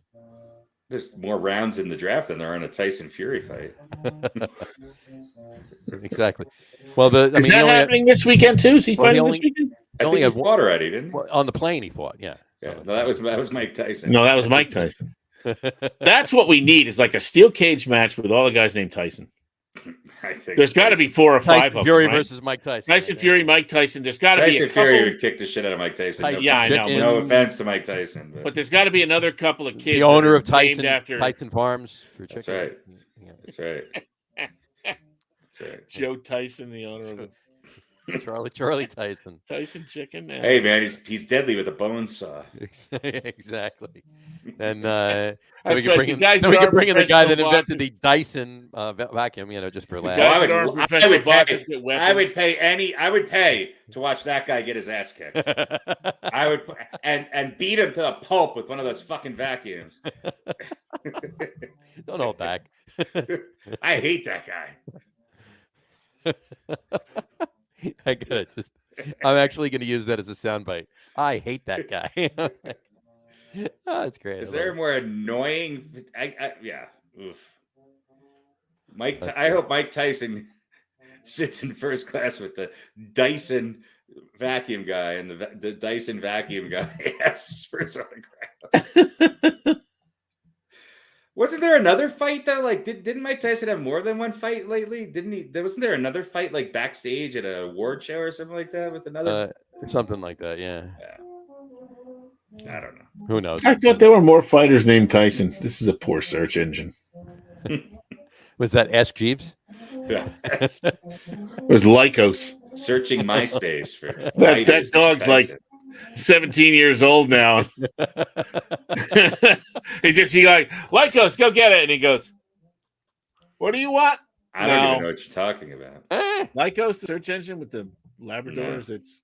Isn't that a Turkish power forward? I know play for the Jazz. He played for the Jazz, yeah. John knows what I'm talking about. I know what you mean. Yeah, Lycos. I know, remember it. The Bulls are back within 18. All right. Well, are we? I think we're done with football. I mean, it's the draft and nothing but the draft. Draft and nothing but the draft. So we're gonna watch. Obviously, everybody go out watch tomorrow night. Check out our picks. We'll post our picks and see what they are. We'll rate them, and then we'll go from there. But let's switch it up. Let's switch it up to a little basketball because Pete's Nets did not make that good of a showing. Boy, I thought that was going to be the gentleman's sweep. I thought they'd get it together for one. Well, maybe if Ben Simmons didn't wake up Monday morning with a little back pain, like who doesn't wake up on a Monday morning with back pain? Listen, I Ben Simmons not playing is like worrying that John Stamos isn't going to be performing at a Beach Boys concert. It doesn't make a fucking difference in the world. That's a good analogy. I like that. It doesn't make a difference in the world. A lot of the pundits were saying, some of these games were pretty close. I don't know. Yeah, they're basketball games. Well, yeah, right. It was a 4-point win or a 6-point win, but they weren't that close. Yeah, but NBA basketball playoffs are not going to be, generally speaking, blowouts. Right, but I mean, the game itself, it might have been a 6-point differential, but the game wasn't that. Some of these games were not that. Look, listen, whatever. We know the Nets have problems. Here's what I'll say. Much as I love him as a player, and I do, the K-Man, as in Kyrie, is really kind of the source of all the Nets' problems. He's a cancer. They went out and got James Harden because they were worried about Kyrie flaking out. And because he had, right? He went to the birthday party, disappeared for a few days, this and that. This was even before COVID. Sure. He's a part-time worker. Yeah. And then always has been, always will be. And he's I shows up when it's convenient for him. No, I don't think it's that. I think that basketball is not the most important thing in his life. Proving that the earth is flat is. Well, whatever. We could joke about his conspiracy theories are fine. I think it's just. Isn't it part of the reason why he didn't take the vaccine? I don't know if it has the earth may be flat or conspiracy theory. Well, no, just he's Well, yeah, right. He doesn't believe in the vaccine. That's fine. He doesn't want to take it. He doesn't have to take it. But it's not the most important thing, and other things get in the way. And all right, that's fine. That's who he is. But he's unreliable, and that's why they went and got James Harden. And then he's pretty much the reason why James Harden wanted out, because it wasn't what he signed up for. Right. And of course, KD, gets hurt now and probably perennially is going to miss 20 games getting hurt. So this is not what the plan was really. Right. But here's the question I'll ask. And I, as I've said before, I think the Nets management did a pretty good job when they had to get rid of James Harden. This isn't a bad team. It's got some nice pieces. But don't you think this team would be better off with KD? Let's say Kyrie's on the team now. Jared Allen, Dinwiddie, Karis LeVert. Wouldn't this be a better team? Wouldn't it be? And their old coach. And a real coach. And their old coach. And their old coach. Fine. A more rounded team, right? More defensive. That was the problem with the Nets. To me, that trading for Harden and saying we need 3 because one of our guys might flake, that was the beginning of all the unraveling. Right. And I hate to say it, and KD may go. He's signed for 4 years, but I think he's got an opt-out after. Where's he going to go? He's not going to go anywhere. Well, if Kyrie goes, KD's not going anywhere. If Kyrie goes, I don't think KD will go anywhere, but that would be the worry. He came here, but he's got to see at this point. It's just not gonna happen. Well, the problem is that he has to go. The problem is that KD can't see what it takes to build a championship team. Just like LeBron James can't see what it takes to build a championship team. Letting Durant dictate everything that went on in the Nets organization, including who their coach is and who the players are and who they got rid of, was the demise of the Nets and their front office. Yes. KD, you know how I feel about him. I think he's the best player. He had a bad series. He should have nothing to do with coaching the team and managing the team. Agreed. Right. Agreed. But they need depth. They need depth and youth, and they have to get a new coach. The Nets were horribly coached this year, and I'll give the front office credit. They went out and got a lot of veteran talent to help this team, and then they never played. Well, yeah, that was why do you get veterans for what time of year? Well, until the fourth quarter of Game 3, and then you bring Blake Griffin in. Why do you want experience for the playoffs? Right, and then they don't play. And Aldridge has got to be hurt or something, right? I don't know. I think he hurt his ankle or something, or maybe he's ready to wash his hands of this team as well. But I agree. I agree with you about Kyrie. I'm not going to give James Harden a pass because James Harden is the same guy who forced his way out of Houston and a year and a half later forced his way out of the Nets, leaving both of those franchises, by the way, not in great shape. Now, with Houston, they took the money that opened up for them, and they got a lot of young players. And guess what? Rockets are going to be okay in a couple years. But they don't have a Kevin Durant on the team who needs to win now. That's the difference. Right. But just think about what the Nets would be if they never made the Harden deal. Yes. They would be a much better team right now. They were a team that actually won more playoff games than this team has ever won without KD and Kyrie. So, they did a good job when they had to get rid of Harden, but bringing him here was the mistake. Right. And they did that because of Kyrie. And Kyrie's got to go. Kyrie's probably not going to go. I mean, at least, not next year. Doesn't he have another 3 years on his contract? Yeah. That's KD. KD signed a new 4-year deal. I don't think Kyrie did. I think he has. Yeah, but he had a longer contract with the Celtics. Didn't he? I don't know. He had a longer contract with the Celtics, yeah. I think he's under contract for at least next year. I think it's 2. I think it's just next year, but I might be wrong about that. Okay. Doesn't matter. I mean, regardless, look, Kyrie Irving's probably the most frustrating player in the NBA because he could be Pistol Pete Maravich one night, and the next night he shoots 3 of 16, and he just disappears. And the reality of it is that regardless of COVID and vaccines and whatever else, Kyrie doesn't want to play a full season. He doesn't, and he won't. No, he won't. Well, wherever he goes, he won't. I'm going to disagree with you there. I think he does. No. But I think there are other things that come up, again, that he feels are more important than basketball. Parties. So that leads to him missing games. Yeah. Oh, yeah, exactly. Now, my point being is that he's not a full season guy. Has not been for the last 4 or 5 years. No. He's a free agent in 2023. So he has one more year. Okay. Now, here's what I think is going to happen. How many more top years does Kevin Durant have left on those knees? 1.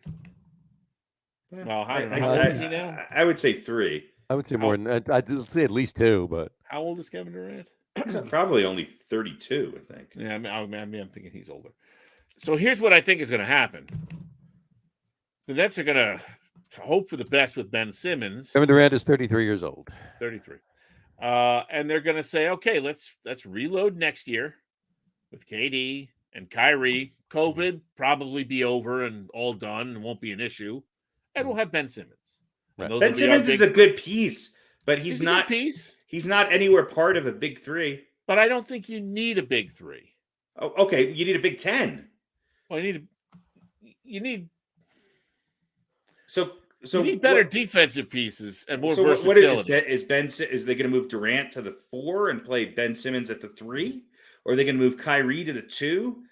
And what about when what's his name comes back for the Nets?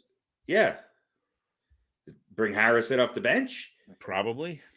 Or do you bring Ben Simmons in off the bench? I think Ben Simmons needs to spell Kyrie. Simmons is probably going to start on the bench. Sorry, He's going to start on the bench. Coming off the bench. I think his efficiency rating is going to be really low. Yeah, well, but look, who knows if he's even going to play? Right? I mean, this is.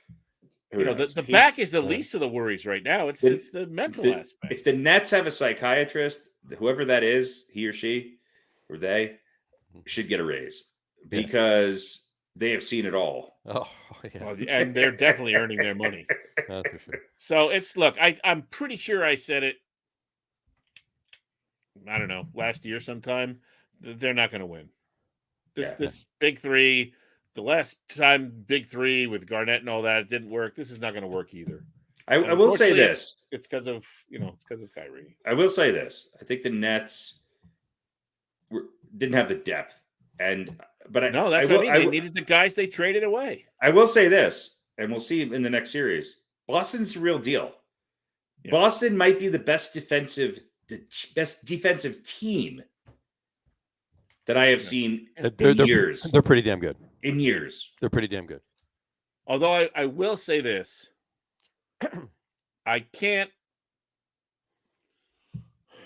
fully wish that they never made the trade for Harden, because that trade, Karis LeVert had to get a physical, and that's when they found the tumor in his body, which, could have been, if that hadn't happened, it could have gotten a lot worse, and he might not be alive today. So in that sense, I'm glad they made that trade, but boy, that was not what they should have done. I'd rather have Durant and Harden without Kyrie than Durant and Kyrie without Harden. I think it's a better. Kyrie is, how I feel about him on the court. He's incredible. Can be. He does things other people don't do, but there's when he wants too to. Much. It's all about Kyrie. It's not about the Nets. Yeah. It's not about the NBA. It's about Kyrie. That's too much baggage. Yeah, right. That's what I mean. It's him and what he's feeling and other things more important than basketball. And hey, okay, if that's the way it is, that's the way it is. But the Nets have to deal with that and move forward. Now, whether where do you send them, right? So I mean, somebody will take them. Kyrie, right? Yeah. If you wanted to get rid of wouldn't it be great if we went back to the Lakers, team up with LeBron? Yeah, that might be the place. Oh, I could see Kyrie. I could easily see Kyrie having some weird thought and then agreeing to sign with the Knicks. I mean, what makes more sense than that? Dysfunction upon dysfunction upon dysfunction. Right. In the greatest arena for dysfunctions in the last 20 years. Right. Why Always not? In one. Yes. Yeah, that would be very dysfunction on both sides of the river. This is true. very dysfunctional river. 2/5 of New York have dysfunctional professional basketball teams. Well, let me ask you this. Out of all of the major New York sports teams, which team is the furthest away from winning a championship? Of all the professional sports I'm going to say baseball, football, and basketball. And we could throw in hockey if you want to, but I think the hockey teams are all pretty okay. So, but who is the furthest away? Are the Knicks worse off than the Nets? Yeah. Yeah. Are the Knicks worse off than the Jets or the Giants? Yeah. I don't know. They're worse off than the Giants. I think they're worse off than the Jets, but like incrementally. Oh, yeah. Are they worse off than the Jets? Yes. Yeah.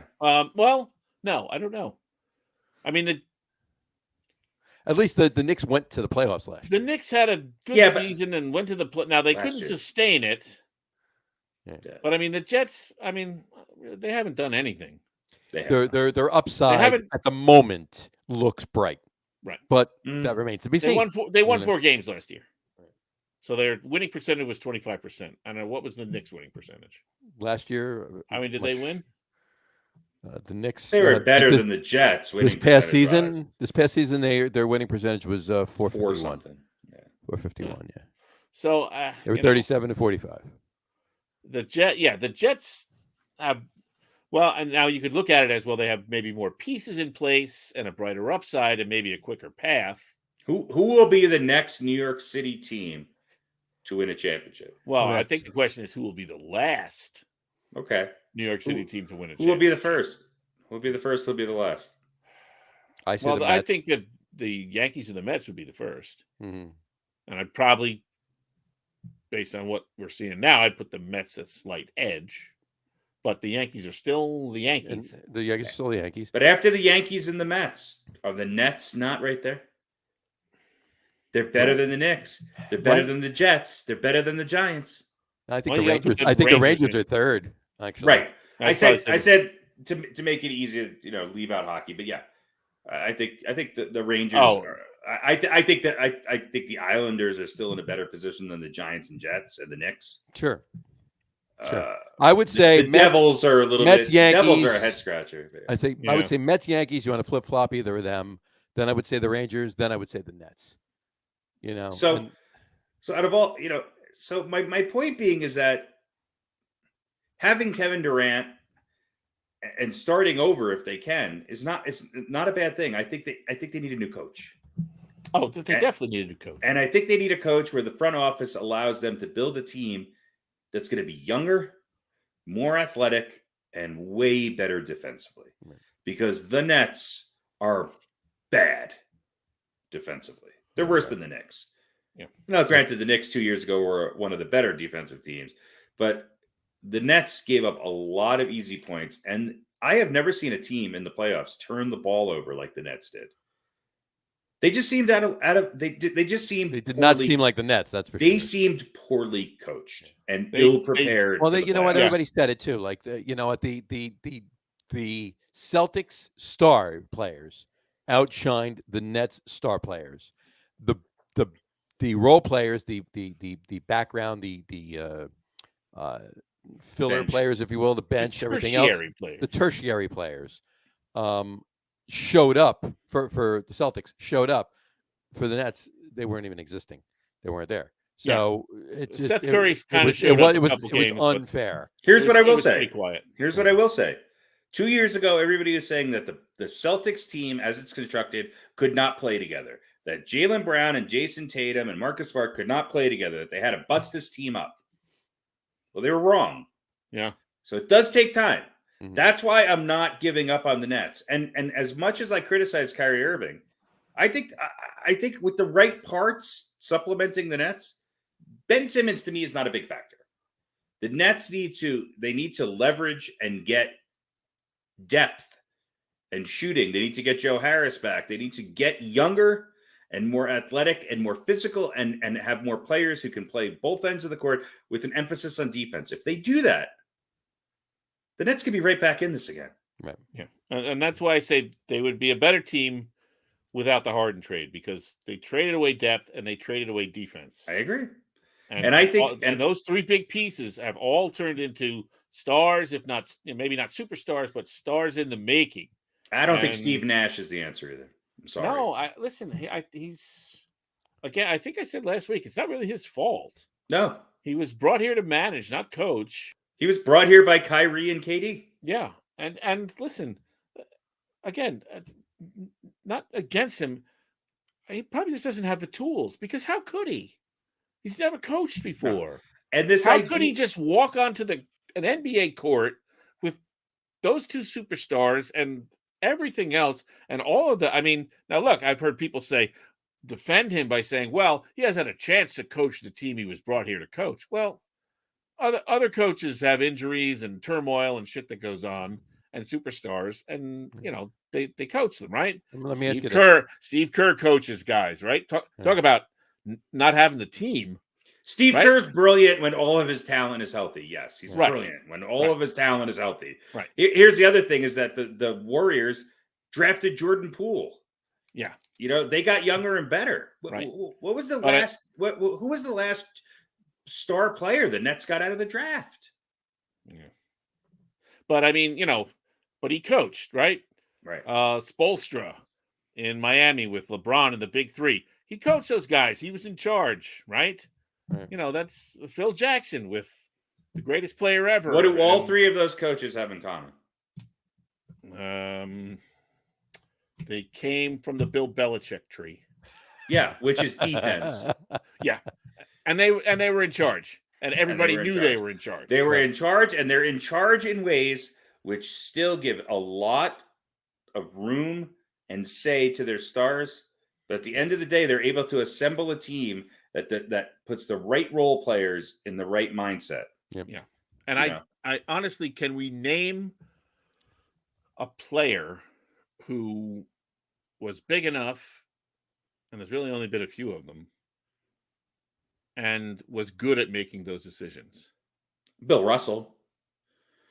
Okay. That was the last time anybody was good at it. He won a championship as a player coach. Right. So, yeah, I think he was okay at it. But, I mean, Jordan didn't really do that, right? Jordan didn't. LeBron has failed. Right. In LA, right? Well, he was successful when he went to Dwayne Wade's team, when Dwayne Wade was still the best player in the NBA. Right. But that wasn't his team, or he went to, he went to LA. They brought in AD. There were injuries. They won a championship. Yes, they did when guys were healthy. But they could have had, the guy from Toronto. Kyle Lowry. Kyle Lowry was pretty much set to go to L.A. Right. But LeBron said, no, I want Russell Westbrook. Russell Westbrook. And Westbrook went there, and it was a disaster. Now and again, there were injuries and stuff. So he is not good at it. And so far, KD, who I think is the driving force here, has not proven to be adept at putting together a team. No. Let me ask you both this. Yeah. Who's the better coach right now in New York? Steve Nash or Tom Thibodeau? Thibodeau. Well, yeah. Thibodeau has a much better resume. Thibodeau's a better all-around coach. Look, I said this. I like Tom Thibodeau. Let me just say that. But I said this coming in when the Knicks hired him. This vaunted resume that they're talking about is overrated. I mean, Thibodeau, the last I checked, he didn't win a championship. You know, he took a decent Bulls team that was rebuilt on youth and did exactly what he did with the Knicks. Is he had them buy in for a couple years. With the Knicks, it was only one. And they got really good, and then they started to peter out, and he was gone because the players don't like him because he's an old school coach who's not going to take shit and fucking, like their TikTok videos. Right. So is he a better coach? Yes. But Tom Thibodeau coaching the Nets would be a disaster. Yeah. Steve Nash coaching the Knicks. Steve Nash coaching the Knicks would be about the same. Right. So I hear you. And again, and I like Steve Nash too. I feel bad for him. Like I said, it's not his fault. I don't think he's been given the power, and I don't think he has the experience to really know what to do. The Nets need to get younger. They need to surround KD with some young guys, much like Golden State has surrounded Draymond and Steph and Clay with young guys. Young guys. That's a soundbite. This league is dominated. Look at this Memphis-Minnesota series. Okay? Mm-hmm. Young talent. Miami clinched the series with their two best veteran stars out yesterday. Why? Because they got some young guys who can play ball. Yep. Young guys. And they do. Was it 2 years ago when they? This league's not about post up or off ball defense anymore. It's about athleticism and shooting. Mm-hmm. That's what it's about. Well, right, and playing actual team basketball, right? Because you get those good shots when you move the ball and you move your feet. Yeah, you want to see a team move the ball. Watch the Golden State Warriors. Now, there's certain elements of that team that drive me absolutely nuts, but the Nuggets for those first three games looked like the Warriors were on a power play. Yeah, they were unfair. They were 12 feet away from the ball when somebody was shooting it. Now, Draymond Green on any other team doesn't do what Draymond Green does. He has a lot of intangibles. He's a great, smart basketball player, but he's on a team. He's in the right place. He's in the right place. Yeah. Klay Thompson's in the right place. Why? Because he's a third option. Klay Thompson is your third option. Who missed what? A year and a half or almost 2 years, right? Yes. Steph Curry, and I know this is going to sound blasphemous, might not be the best player on that team anymore. That is why the ball is moving, and that because they got young guys who don't know any better. And they've got old veteran guys who, guess what? Are good guys and want to win a championship and understand team ball and put their ego aside. Yeah. And that's why. You mean it's not about one person? And that's why Kevin Durant left the Warriors. Mm-hmm. Idiot. Uh-huh. Yeah. Should have stayed there and won 3 more. There you go. All right. Well, speaking of young teams, all right. Minnesota and Memphis. Mm-hmm. Boy, Minnesota should really be up in this series. They blew that game last night. And listen, and I think a lot of it is youth and inexperience. They do think putting up bad shots when you don't have to, making some of them because they're talented, And of course, trying to steal the ball from John Morant by going to the outside, that's a real kind of a rookie mistake. And of course, Morant really stepped up in that game. But Morant stepped up. He hasn't had a perfect series. He's getting better as the series goes on. His athleticism is unbelievable. He threw down that dunk, and that was energy. And then he hit a couple of threes, and then. But do you believe the series is over? I don't. I don't think no. I think it's going 7. Yeah, I have. Yeah, I think it's going 7. Yeah, I think some of these series you look at, and when you see the underdogs, and they win a couple games, but then you see them up by a lot of points, and then the higher seed comes back and wins, and you go, yeah, they're just a little bit of a better team. Right. I still think the Grizzlies are going to win, but I think it's going 7. Yeah, I think it really could. We talked about this before. It should be 3-2 Minnesota. It should be. It definitely even without last night's game. Yes, I agree. Charles Barkley called them the stupidest team in the NBA. They are, but because they're young, they're inexperienced. Right. And the one thing I noticed with Minnesota is there's a little bit of a power struggle going on. Is this Karl Anthony Towns teams or is this Edwards team? That's the real question. And I think it's whoever shows up on any given night. And if they both show up and learn how to play together, they're going to be dangerous. Yeah. But here's the other thing I just want to say about the NBA is that talk about teams and knowing what, and we're going to talk about these folks a little later, but the Milwaukee Bucks and their coach do not get enough credit.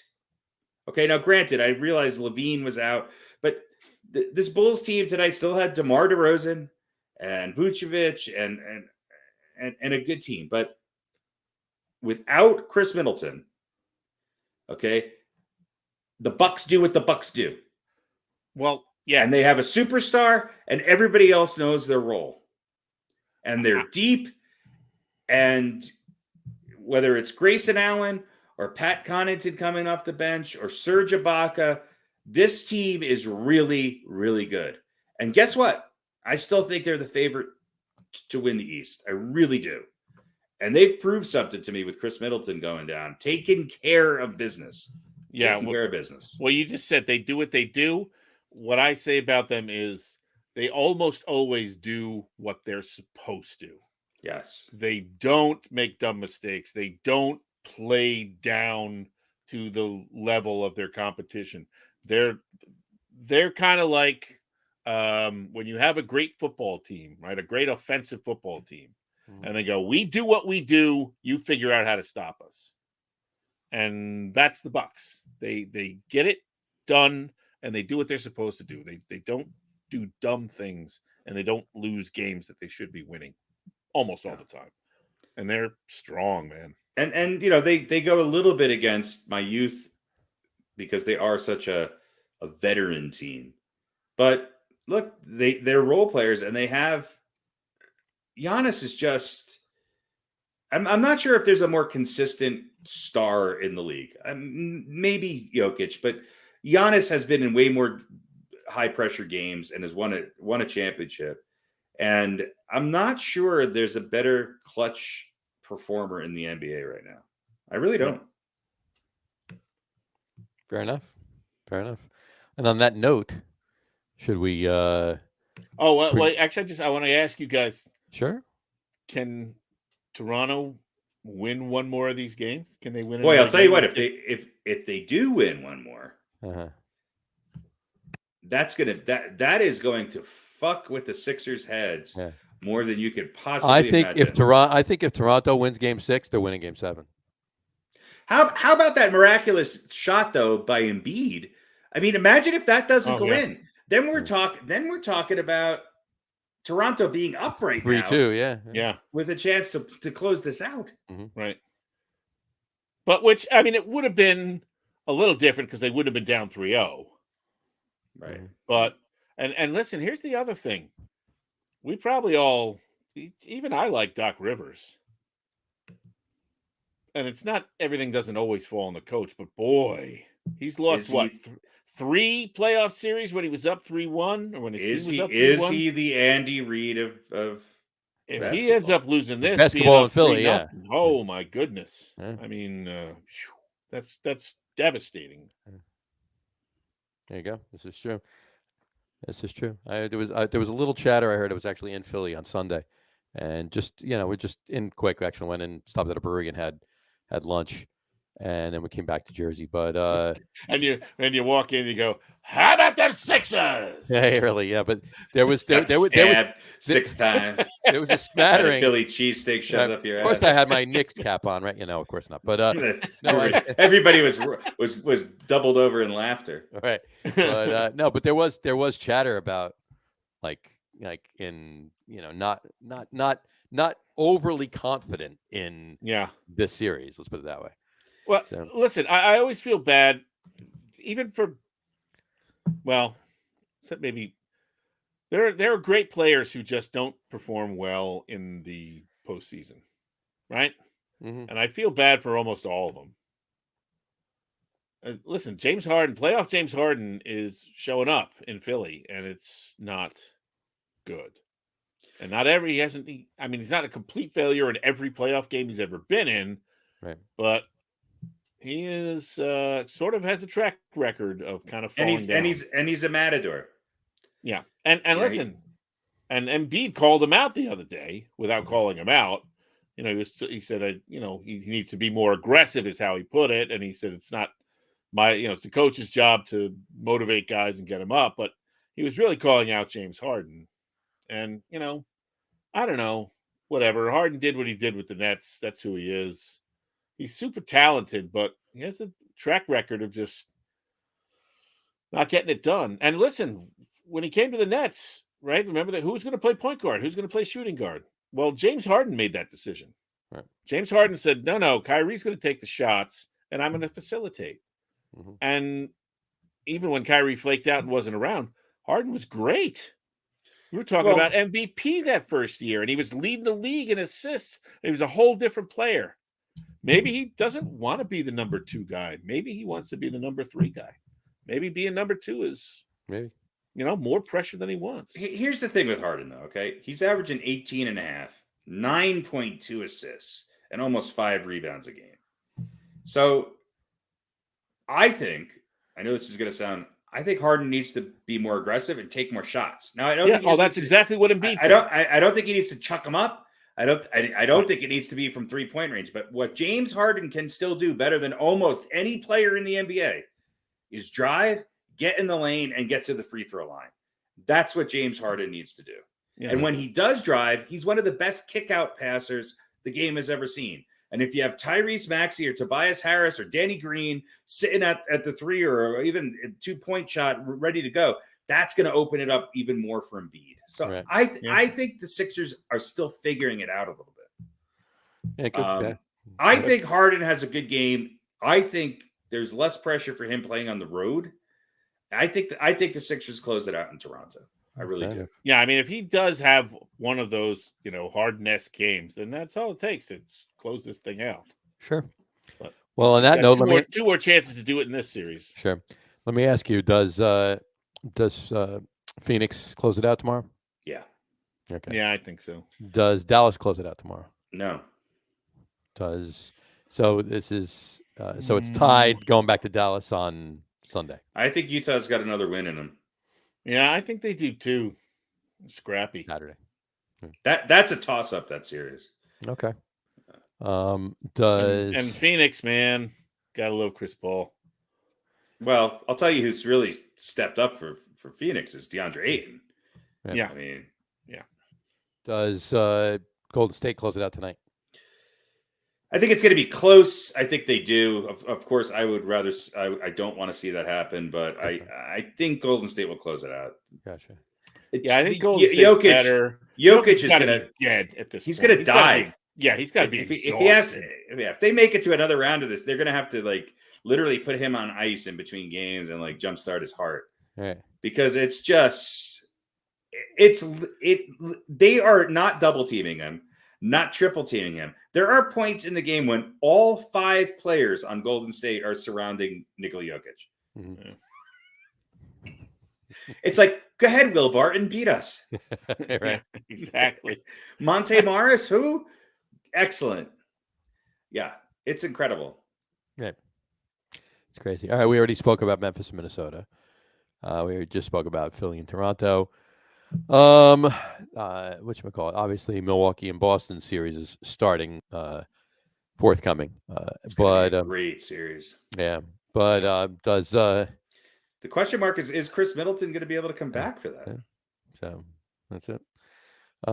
We will see. So we do think that it's a toss up for we are we agreeing that if Toronto does happen to eke out game 6 tomorrow, that it's basically a toss up for game 7, or are we confident that Harden's going to play ball and Philly's going to win it tomorrow night? I think it's an 85% chance that Philly wins this series. Philly closes it out tomorrow. Yeah, you got to think Harden's going to, it might even be a game-winning shot. He's gonna get it together for one of these things, and right. I think you could see Embiid have a 42, 44 point game. I really do. All right. Well, there you go. That's the state of the playoffs at the moment. Obviously, there'll be changes at that point. One other thing, which completely, basketball related, but love those Pelicans, right? Exciting young team, 8 seed, all that. Right. Will they be better or worse next year if Zion comes back? Yes. Or does he? Will they be better or worse next year? Yes. Well, they will be better or worse. Will he throw off the chemistry? I think initially they will be worse. I think overall, when they figure out how to play with him in the lineup, they will be better. Right. I think he needs to learn how to play with them. If he goes into it thinking that way, then they're going to be all right. But if they try and recreate what they've already created around him, then it's not going to work out as well. Right. There you go. All right. But agree. Good point. Well taken. All right. Should we talk some Bucks? Let's talk some Bucks. How about the best Bucks ever? Best Bucks ever. The Sheboygan Sharpshooters. The Sheboygan Sharpshooters. This week's, if you will, top list. It's not top 10 of sorts, obviously. This week's top list. All-time starting 5 and second team starting 5. First team, second team, starting 5 for the Milwaukee Bucks. Your Milwaukee Bucks, top Milwaukee Bucks of all time. All right, let's kick it off. First team point guard is going to be the Big O, Oscar Palmer Robertson. The Big O, right there. First team shooting guard is going to be Mr. Sidney Alvin Moncrief. Sid the Squid, Sir Sid, or El Cid, if you will. That brings us to our first team small forward, Marquise Kevin Johnson.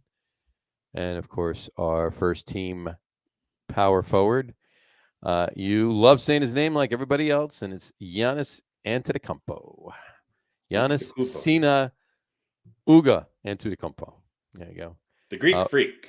The Greek Freak. There he is. All right. And, of course, our first team starting center, you know him as Kareem Abdul-Jabbar, born Ferdinand Louis Alcindor Jr.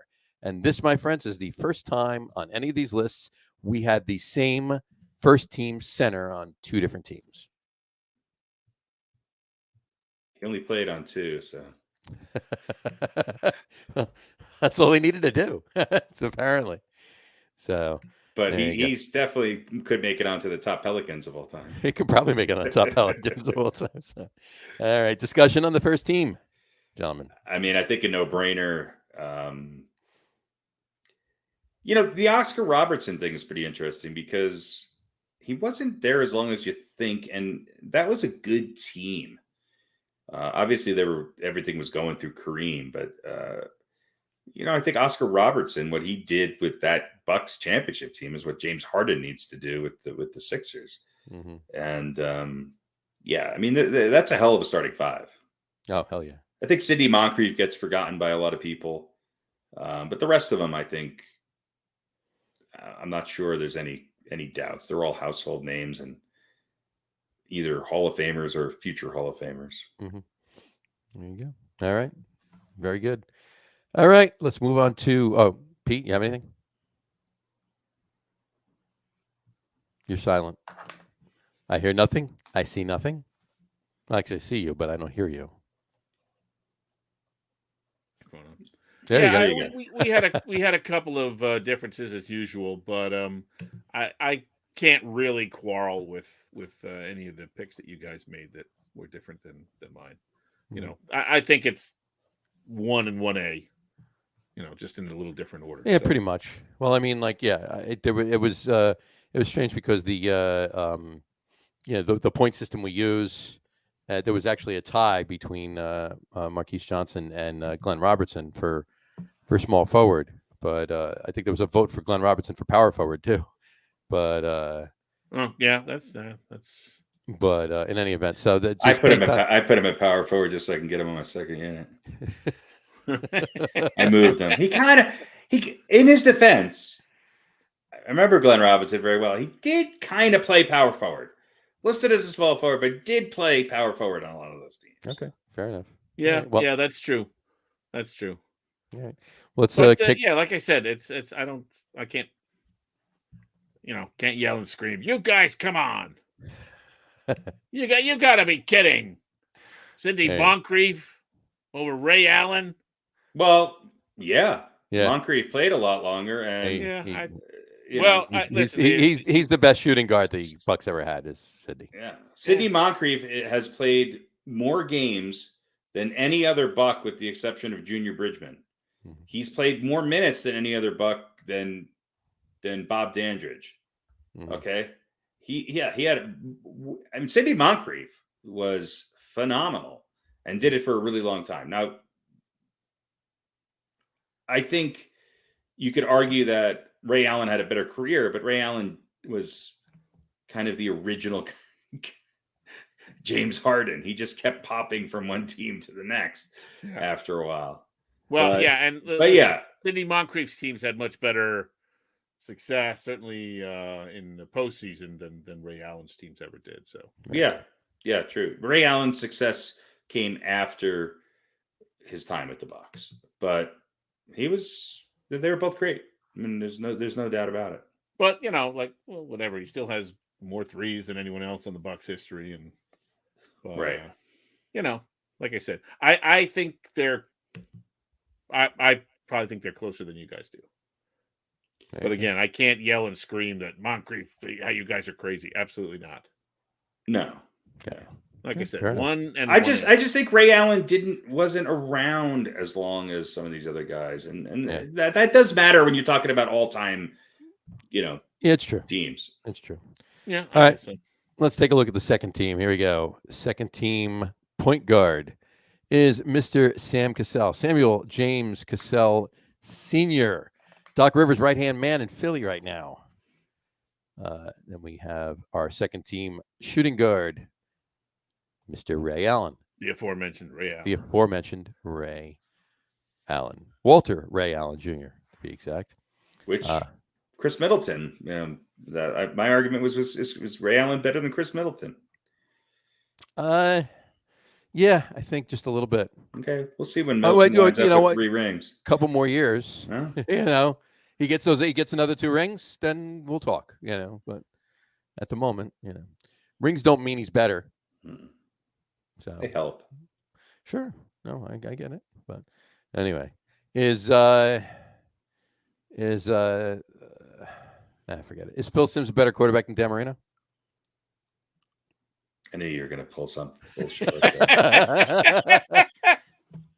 I love Phil, don't get me wrong, but I would have rather had Dan Marino, don't you? They're both better than Daniel Jones. They are. Anyway, okay. Second team shooting guard, Ray Allen. All right. Second team small forward, the aforementioned Glenn Allen Robinson Jr., Big Dog, the chosen one. All right. And our second team power forward is Mr. Robert Terrell Cummings.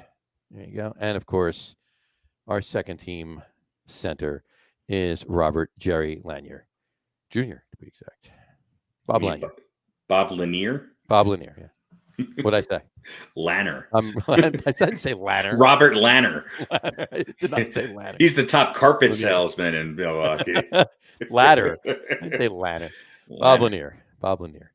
Lanois, I believe it is. Lanois. Yes, when he played for the Milwaukee Ice, the Milwaukee Pelicans of the his favorite NHL. Yes, he shops at Target. Right there. You go. So, all right. So, what do you want to say about Sam Cassell, Ray Allen, Glenn Robertson, Terry Cummings, and Bob Ladder?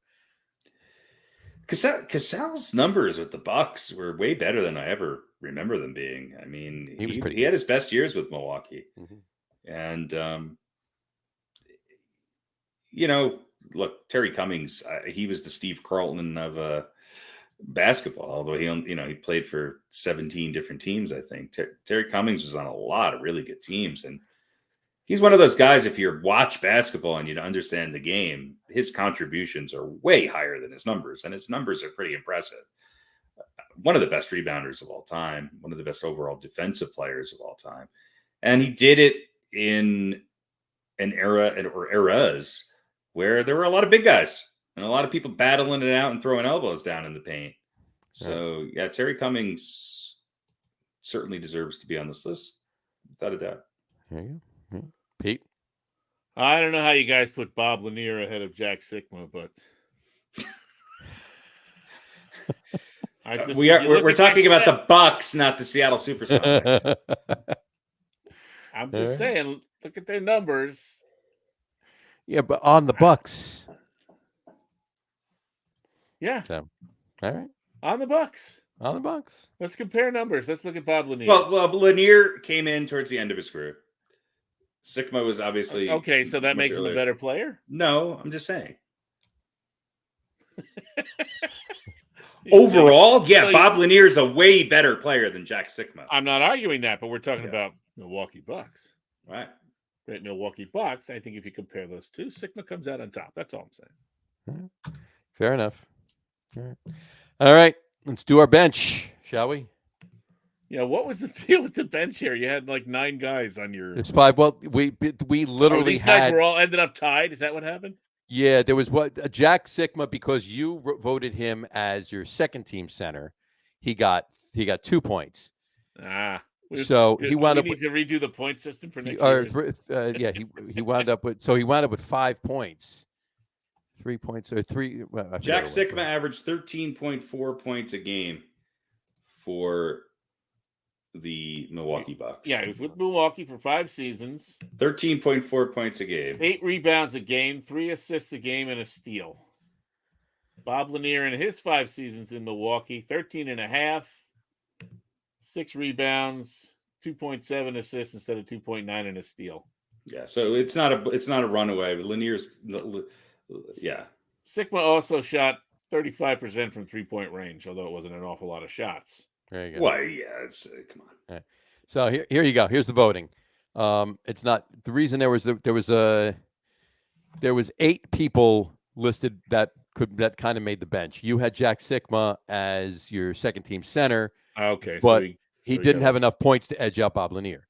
So all right, but in any event, Bob Dandridge, who's on the bench, was Harry's should have been starting.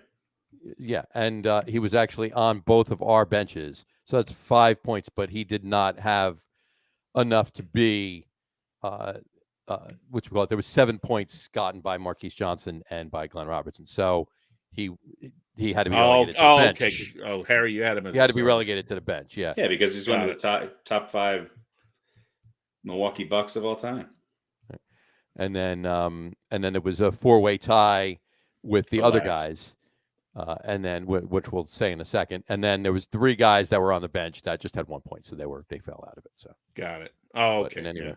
All right. So here's our bench. Bench is Bob Dandridge, Robert L. Dandridge, Greyhound. Then also, and we'll talk more about him, obviously, because you can make the argument that he should have been starting, but based on voting and other players, there you go. Also, Chris Middleton, James Christian Middleton, the man who spells Chris wrong. Oh, he spells it like he's a Kardashian. Oh, there you go. Then we have John McLaughlin. I'd like to show on Sunday mornings. It was very good. I didn't realize he had such a great hook shot, too. Exactly.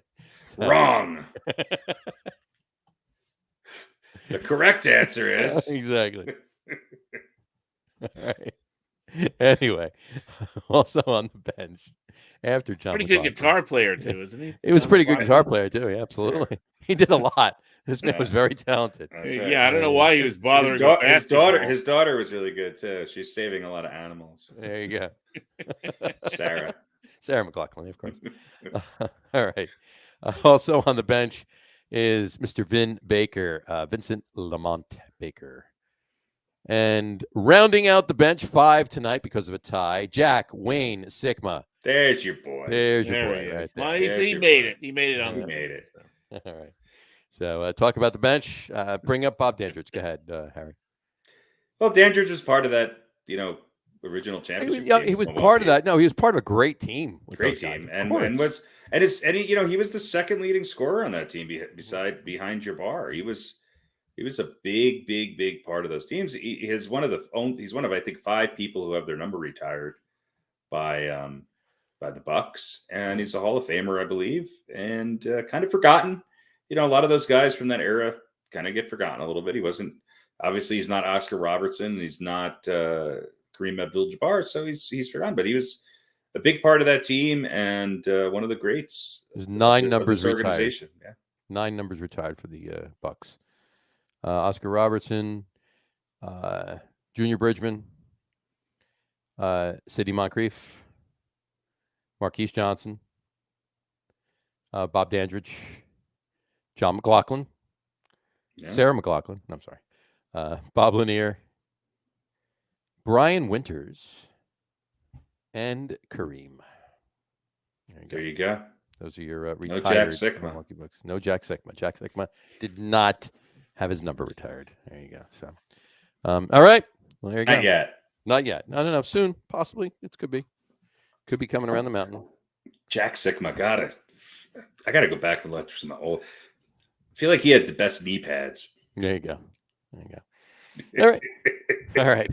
On that note, that brings us to this week's Old Balls. Harry, please tell us who this week's Old Balls recipient is. Well, you just mentioned his name. He's one of the 9 numbers that are retired by the Milwaukee Bucks. Kind of a forgotten player and somebody I thought I'd talk about because I think he was prolific in his time with the Milwaukee Bucks in an era where they were not necessarily winning championships. But I'm talking about none other than Mr. Brian Winters. Played for 2 years for the Lakers and then from 1975 to 1983 for the Milwaukee Bucks. And he's a 2-time NBA All-Star, was part of the NBA All-Rookie team, and his number 32 is retired by the Milwaukee Bucks. 10,537 points, 16.2 points per game average over a rather long career. Over 1,600 rebounds and over 4.1 assists per game. He was a guy who just seemed to be on the Milwaukee Bucks forever. He was a point guard. He was a shooting guard. He was kind of an in-between guy, a good defensive player, and somebody who was just really, really consistent. And I think the fact that the Bucks decided to retire his number shows just how local he was to these guys. He became a coach, had coached for many teams, was an assistant coach, was coached the Indiana Fever in the WNBA.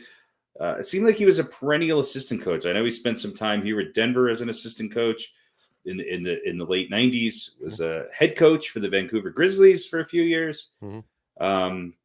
I don't think he's currently coaching anymore. He's the first. It was the first coach for the Grizzlies. He was. He's still a pretty young guy. He's 70 years old, but he had a long career, and I think the reason why he was such a good coach is because he was a role player. And they seem to make good coaches. His basketball IQ is really, really, really high.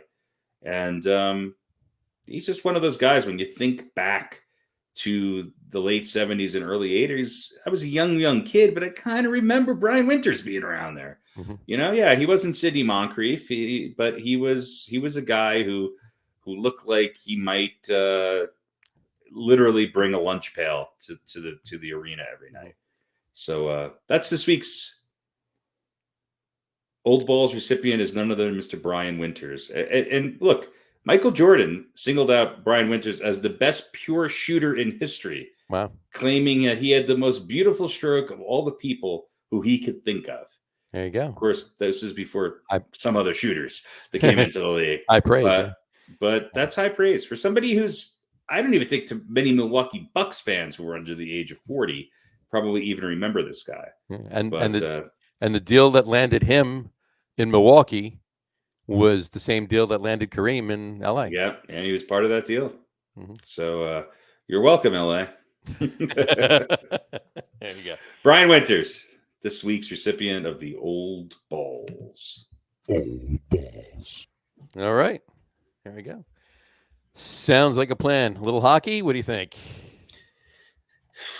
Why not? It's only 9:00. It ain't over till it's over. It ain't over till it's over. Is over. hockey season over yet? Yeah, this weekend. No. This weekend. Yeah. Last Well, every team has one or two games left. I know. Yeah. I was actually watching the Avalanche the other night. Yeah. Rangers haven't gotten any more points. So Carolina pretty much has Metropolitan wrapped up. So. Yeah, I mean it's pretty much they have it wrapped up. So. 6 points with 2 games left, maybe. I'll tell you what. One game left. I don't want to play the Rangers in the first round. 70. Oh yeah, 81. Yeah, 1 game left. Yeah. Yeah. So that's there's a handful of teams that have 2 games, but actually more teams have 2 games than they have. The Kraken are the only. That's odd. The Kraken are the only team that has 3 games left. Every other team has 2 games or 1 game left. Strange. Did they have? They have something. Oh yeah, look at that. Strange, but how is that possible? I don't know. I couldn't tell you. But Colorado 118 points, Florida 120 points, Carolina 114 points. They've all won the divisions, and of course Calgary 110. Here's what I want to know: divisional winners. Nashville and Dallas have 95 points each. Mm-hmm. But the NHL.com has Nashville as clinching the playoff spot. And they each have 2 games left. Head to head. At the moment. But there's still 2 games left. Clinch playoff spot. Yeah, you're true. You're right. Nashville's got the X. So I don't know what's up with that. Maybe it's a boo-boo. It could be. Well, here's the thing, because now, Vegas hasn't clinched a playoff spot. Well, here's the thing, though. They're 2 points ahead of Vancouver. Well, here's the thing. I mean, is it 4 from each division, or is it just 8 from a conference? Because if that's the case, there's only 3 teams that clinched in the Pacific Division. Vegas is not clinched, and they have 91 points with 2 games. Yeah, that's left. what I was just Dallas saying. is 95 with 2 games. So Dallas wins another game, they clinch, and there's only 3 teams from. I thought it was Pacific. 4 from each division. I did too, but I don't. When you think about it, it's not really. It shouldn't be because it's a conference playoffs, right? Okay, wait a minute. Here we go. 16 teams, blah, blah, blah. The top 3 teams in each division will make up the first 12. The remaining 4 spots will be filled by the next 2 highest placed finishers in each conference. There you go. Okay. So, right. So there you go. So Dallas wins another game. Vegas and Vancouver are all up for 2. Vancouver's not. Vancouver's out because there's 2 points per game, right? So. Oh wait. No. I'm sorry. So there's 1. The only way Vegas wins. 1 playoff spot left. So Vegas and Dallas. Yeah, if Dallas loses their 2 games and Vegas wins their 2 games, I'm assuming the reason that nobody's clinched yet is that head-to-head for those 2 put notch Vegas up. So Dallas wins 1 more game, they're in. Vegas is out. Okay, should be a good playoffs. It should be. I'm really hoping for some odd reason that it's Colorado and the Rangers, the Avalanche and the Rangers in the Cup. That would be we'd definitely be talking more hockey than we ever really do on the show if that were the case. We should see. Yeah. Hey, look, in hockey news, I think worth noting, Austin Matthews became the first U.S.-born player in NHL history to score 60 goals in a season, and the first person to do it since, I think, 2011, 2012. Mm-hmm. And, in keeping with 60 goal scorers, I think another thing to note is we lost a great one, too young of an age last week. Mike Bossy of the Islanders. We mentioned that. Quite possibly one of the most underrated players in NHL history. 5 times Mike Bossy scored 60 or more goals. Yep. And without a doubt, the greatest Islander of all time and one of the greatest hockey players of all time. I don't think people really remember how good those Islanders team. That line with Trottier and Bossy and Bobby Nystrom was I don't care what you say. One of the top 3 or 4 lines, maybe the number 1 line of all time. Yeah, it was really good. 4 cups in a row. I mean, how can it not be one of the greatest lines? It's sad, and and look, they sort of handed it over to Wayne Gretzky and everything that he did. I mean, of course, Gretzky, 92 goals in a season. It's just crazy. Yeah. But Mike Bossy, I don't know if there's anybody who has more 60 goal seasons. I think he might hold the record for that. Yeah. And sad condolences to Islander Nation and to his family, but a young guy battling some, illness, and we lost a great one. And don't forget Guy Lafleur last week. Yeah, and Guy Lafleur as well. I mean, that was a little bit, I think he had been ill for a little while. But how old was Guy Lafleur? Wasn't he like 92? He was an older guy. Yeah, older. Yeah. He was up there, but one of the best. It doesn't matter. Still sucks. Yeah, one of the best ever. And look, I'm going to go on the record. I'm rooting for the Toronto Maple Leafs. I just I really want to see one of the original. It would be nice to see a Canadian hockey team battling for the cup and not some American team that's out of Phoenix, Florida, or their town. And now that's named after a natural disaster. And while I hear what you're saying, I thought you were going to say you really would like to see one of the original 6. Yeah, well, other than and you know what? I mean, I would too, but it's the Rangers. Yeah, so whatever. As much as Mets and Jets fans are annoying, nothing's more annoying than a Rangers fan. Nothing. And I love many of them. It's just I will root for them. But come on, how could you not want Toronto to finally win one? It's crazy. That's true. Yeah, I don't know if it's not Toronto, I don't know who I'm rooting for. Certainly not the Rangers. Right. And Montreal and Arizona are tied for the worst record. Worst points, worst place in the league this year. Dallas is leading Arizona by a goal with about 10 minutes. Guy Lafleur would not be happy he would not with this current state of the Habs. I guess he was only 70, Guy Lafleur. Why did I think he was so much older? Oh, yeah, I thought he was a little older too. Yeah. I think he was that much older, but I thought he was a little older. What's that? Maybe I'll root for Minnesota. They have a hockey team still? Weren't they in the finals of the North Stars, right? Wild. I guess I know. Is Bobby Smith still playing for him? Well, the North Stars are still playing. Yes, they're just in Dallas. They're in Dallas, and they dropped the North. So, yeah, but yeah, no. Hey, you know what? Root for Minnesota. I might, because Toronto. I'd love to see Toronto win. I wouldn't be sorry at all. But if I root for them, they won't. Right. Mm-hmm. So Florida's going to be tough. I mean, they're just. I have to admit, even though I live on Long Island, I'm not a Long Islander, by nature. Right. And so I have no real. I have more, I guess, more affection for the Rangers because where I grew up, we were Rangers fans. Although I wasn't a hockey fan, And then the Devils moved to Jersey, and I was like, hey, new team around, I'll be a Devils fan.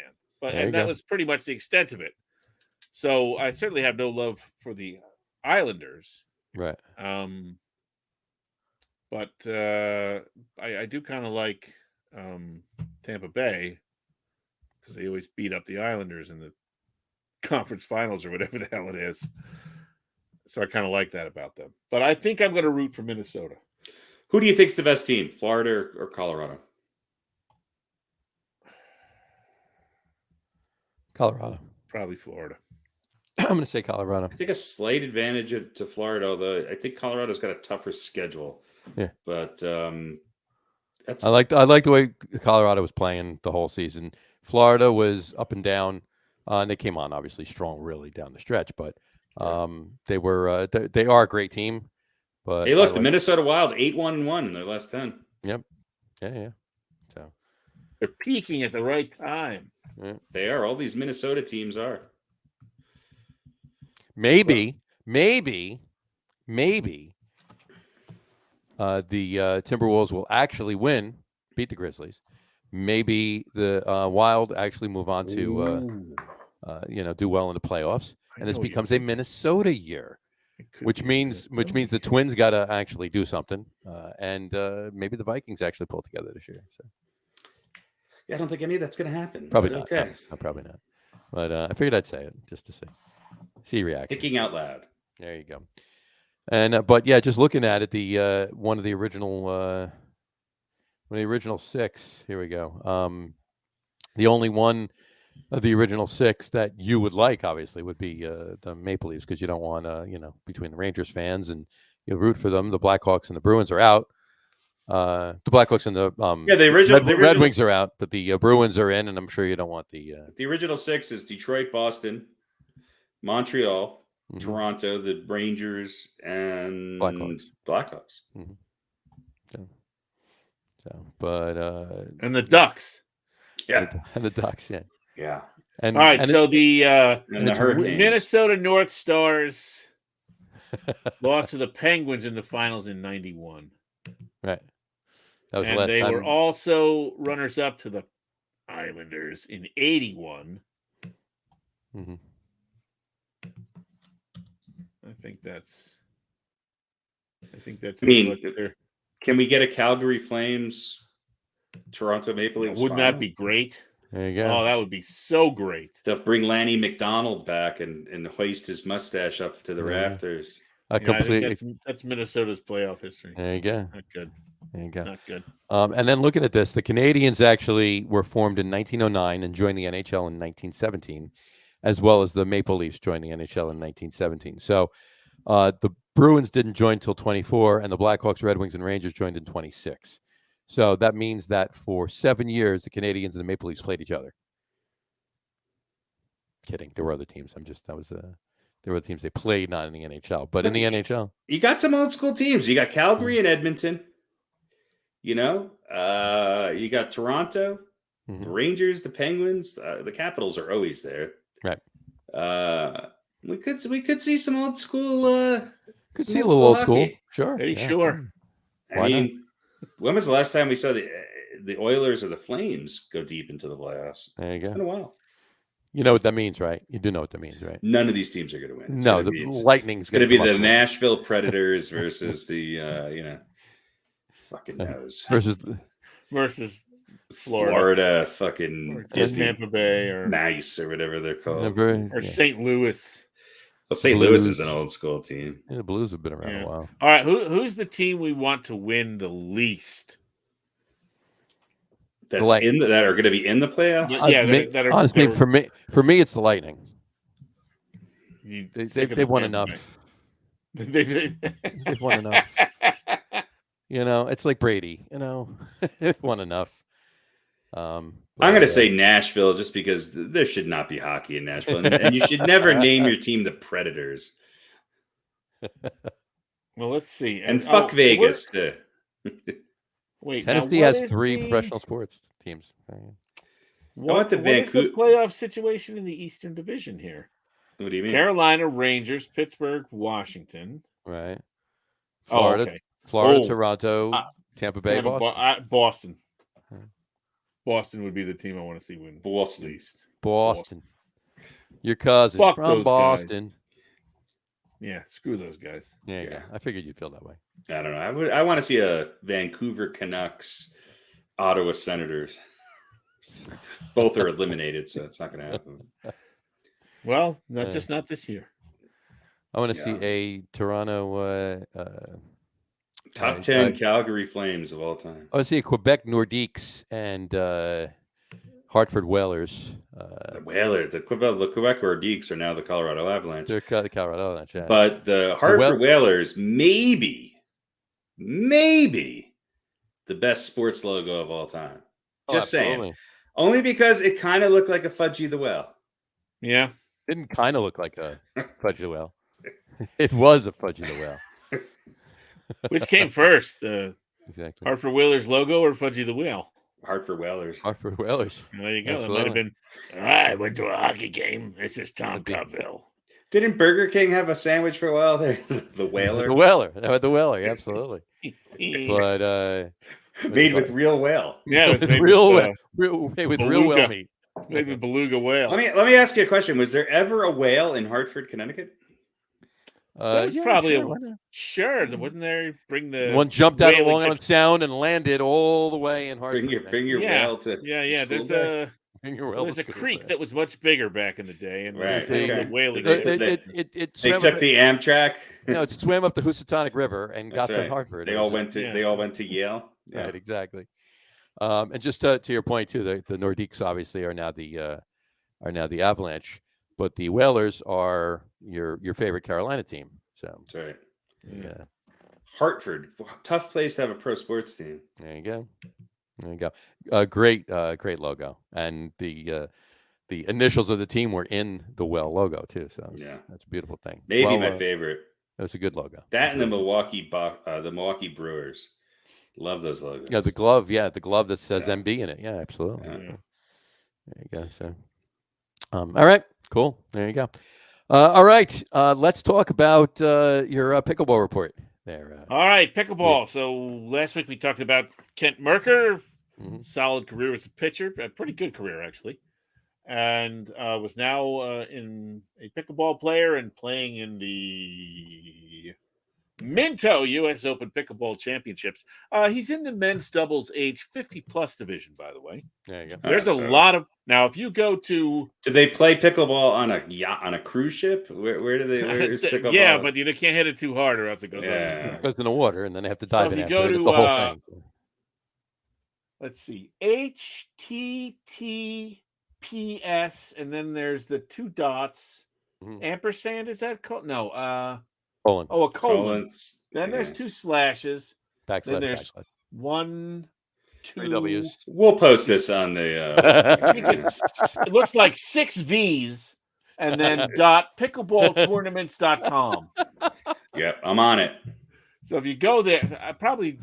I'm on ESPN right now, and I'm in the other category. They have a lot of divisions in the pickleball tournaments. Anyway, I mean, it's not even.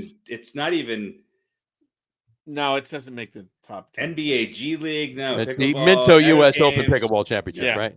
There's not much. That like their sponsor is water. It's just water.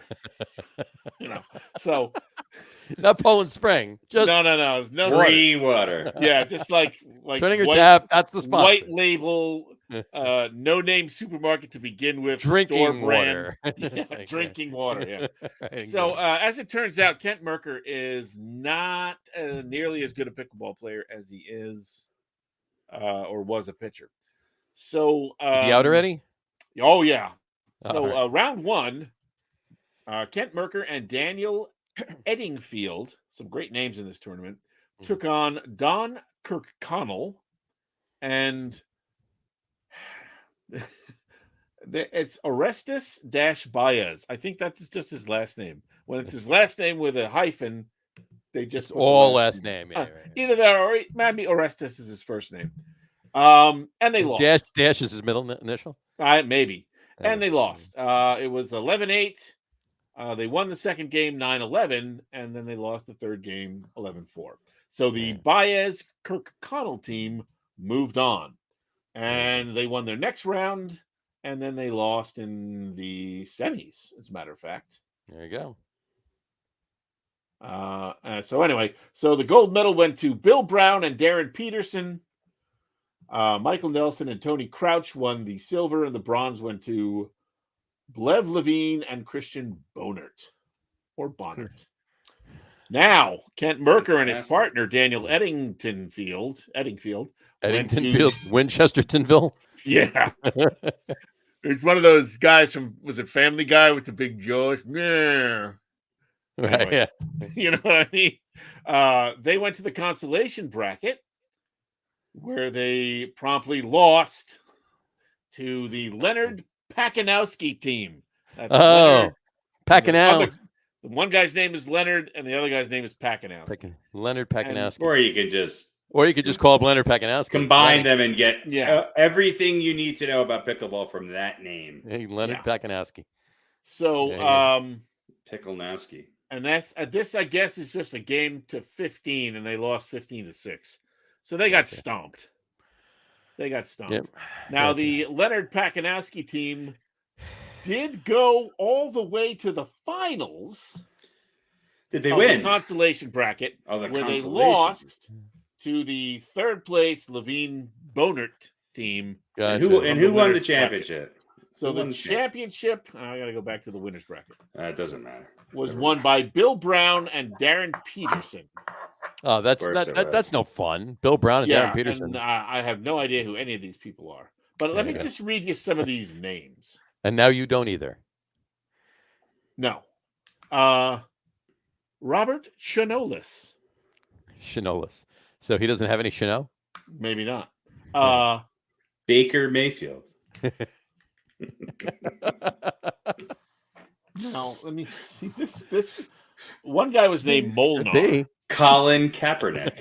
I don't know what his first name was. His name is what? Molnar. Molnar. Molnar. Maybe that's just his name. Molnar the Great. You know, like Beldar. It's Molnar. I don't know. Here's what it says. So he's like the Kobayashi of pickleball. Then it says they're 13th seed. Then it says Molnar, comma. Then it's Florin-Bixler, comma, and then Rob. Rob. I don't know what the first name is. I don't know what the last name is. I have no idea. Just some guy named Rob. That's how he signed up. A guy named Rob. When he signed, see what it is it's kind of a loose registration. When he signed up, he just put his first name, Rob. I don't know if it's Rob and his brother Molnar. Put his $20 bill in his form to fill out. He got his number and he's playing. They're the Florin-Bixler twins. I have no idea. There you go. But, so prerequisite to play pickleball, you must have a hard to pronounce name unless your name is Rob or Molnar. Yeah. Now, there's also a Bob Pakinowski. Oh, brothers? Don't know. Probably. And here's the best one. I'm going to do one more because we have talked about great nicknames and stuff. Sure. And I'm going to assume this is a nickname because Bob Pakinowski's partner is Baby Hands Leonard. All right. Which in and of itself is reason note enough. To self, song idea, pickleball, Baby Hands Leonard. Baby Hands Leonard. Baby Hands Leonard. Yeah.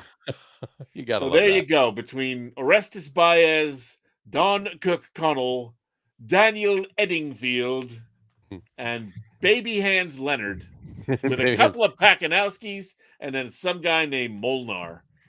And you've got yourself a pickleball tournament. Daniel Eddingtonfield from Winchestertonfieldville. Yeah.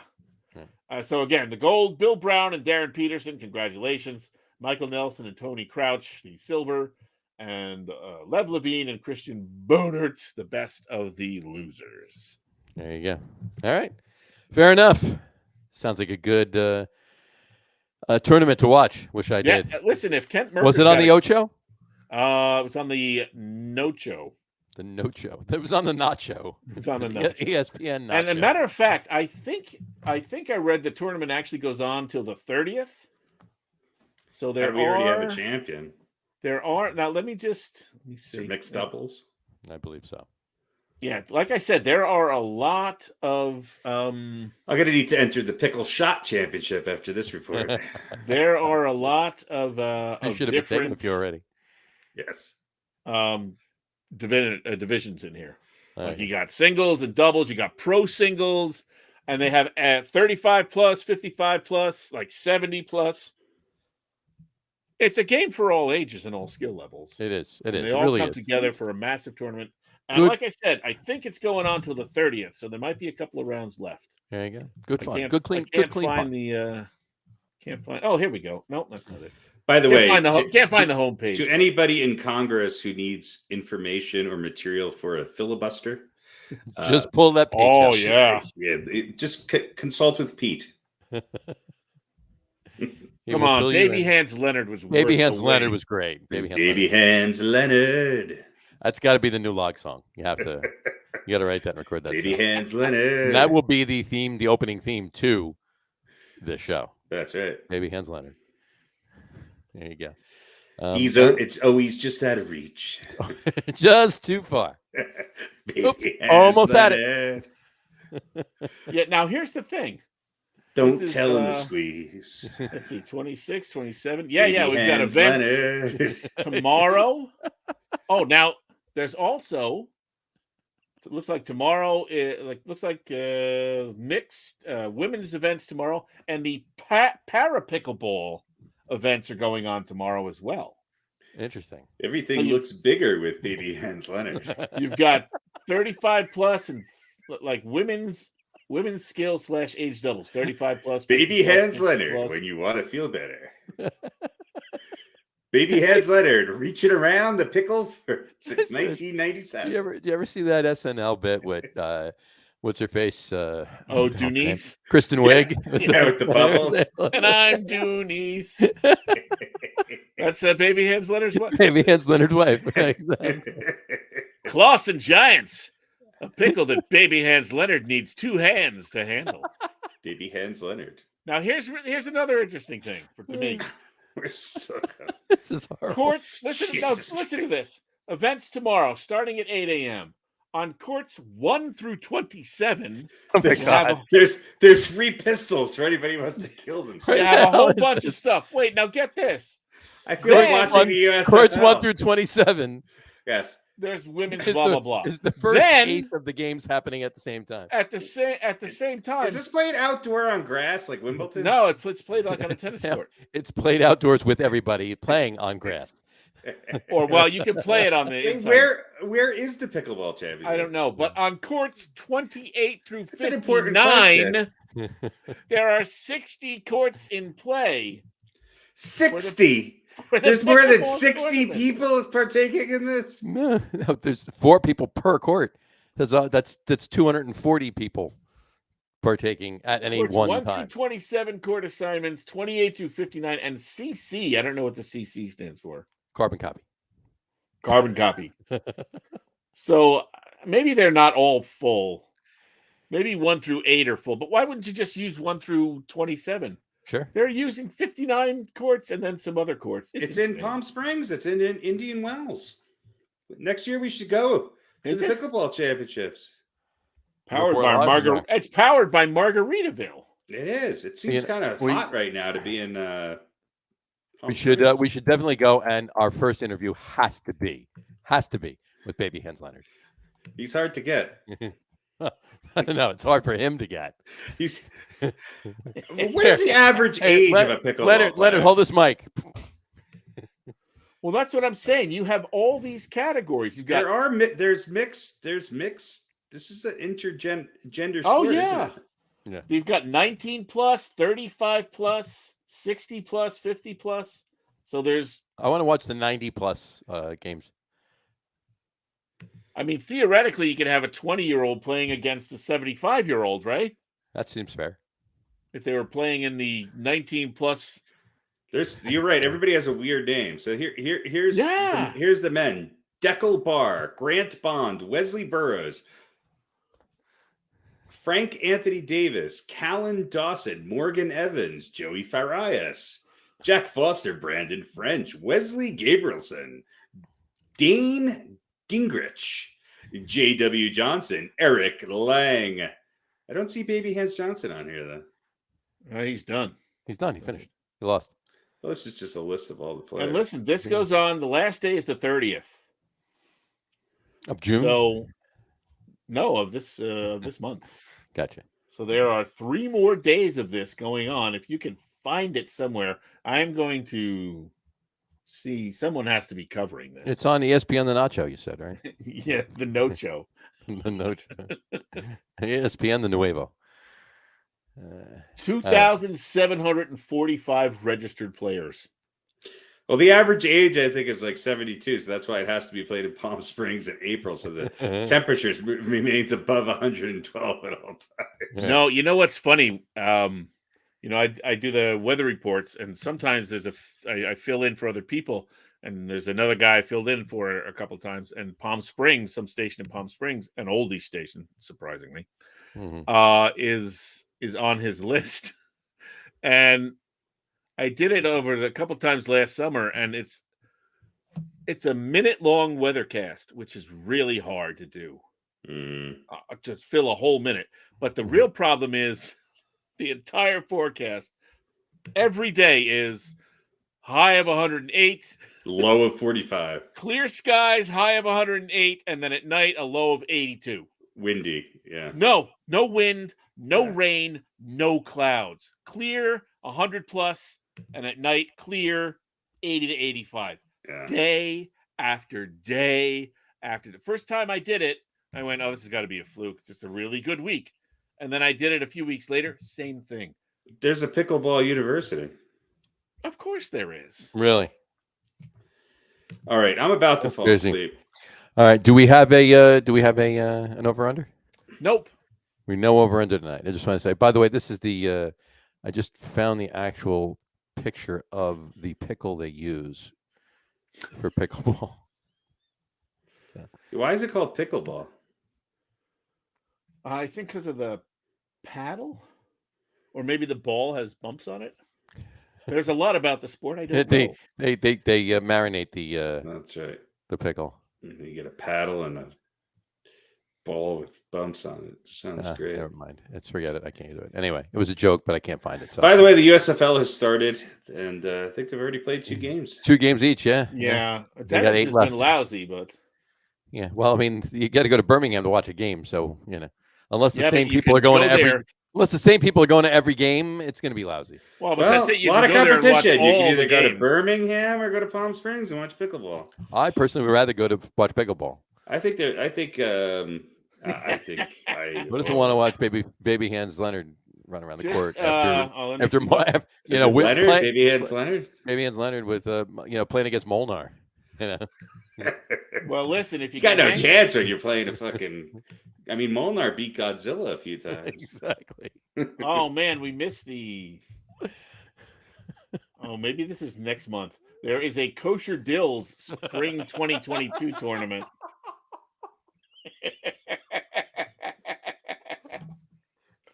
Folks, you can't make this up. Boy, didn't Wilt Chamberlain play in the pickleball championship? No, wait. Do you have to be kosher to play in it, or is it just a pickle? Absolutely not. It doesn't hurt, but I don't think it's a requirement. I gotcha. All right. Is baby hands Leonard can't be real. I feel like it's a Zach Galifianakis character. That would be great if it was. No, he didn't get out. No, they did get out of the first round. They lost to Nelson and Crouch. Nelson and Crouch. Crouch. Let me wasn't that a movie?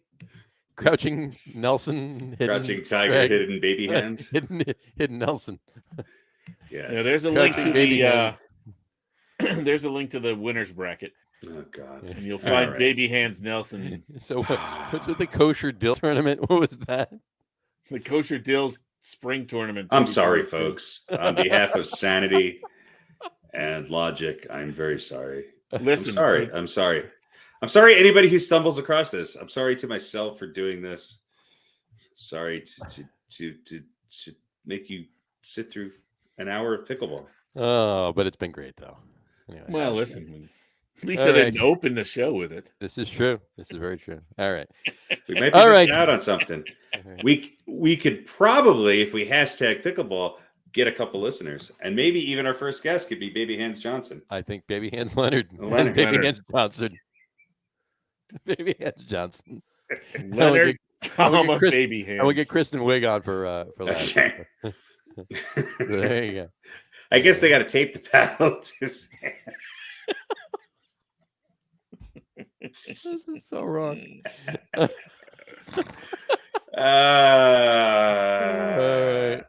Terrible. Baby Hands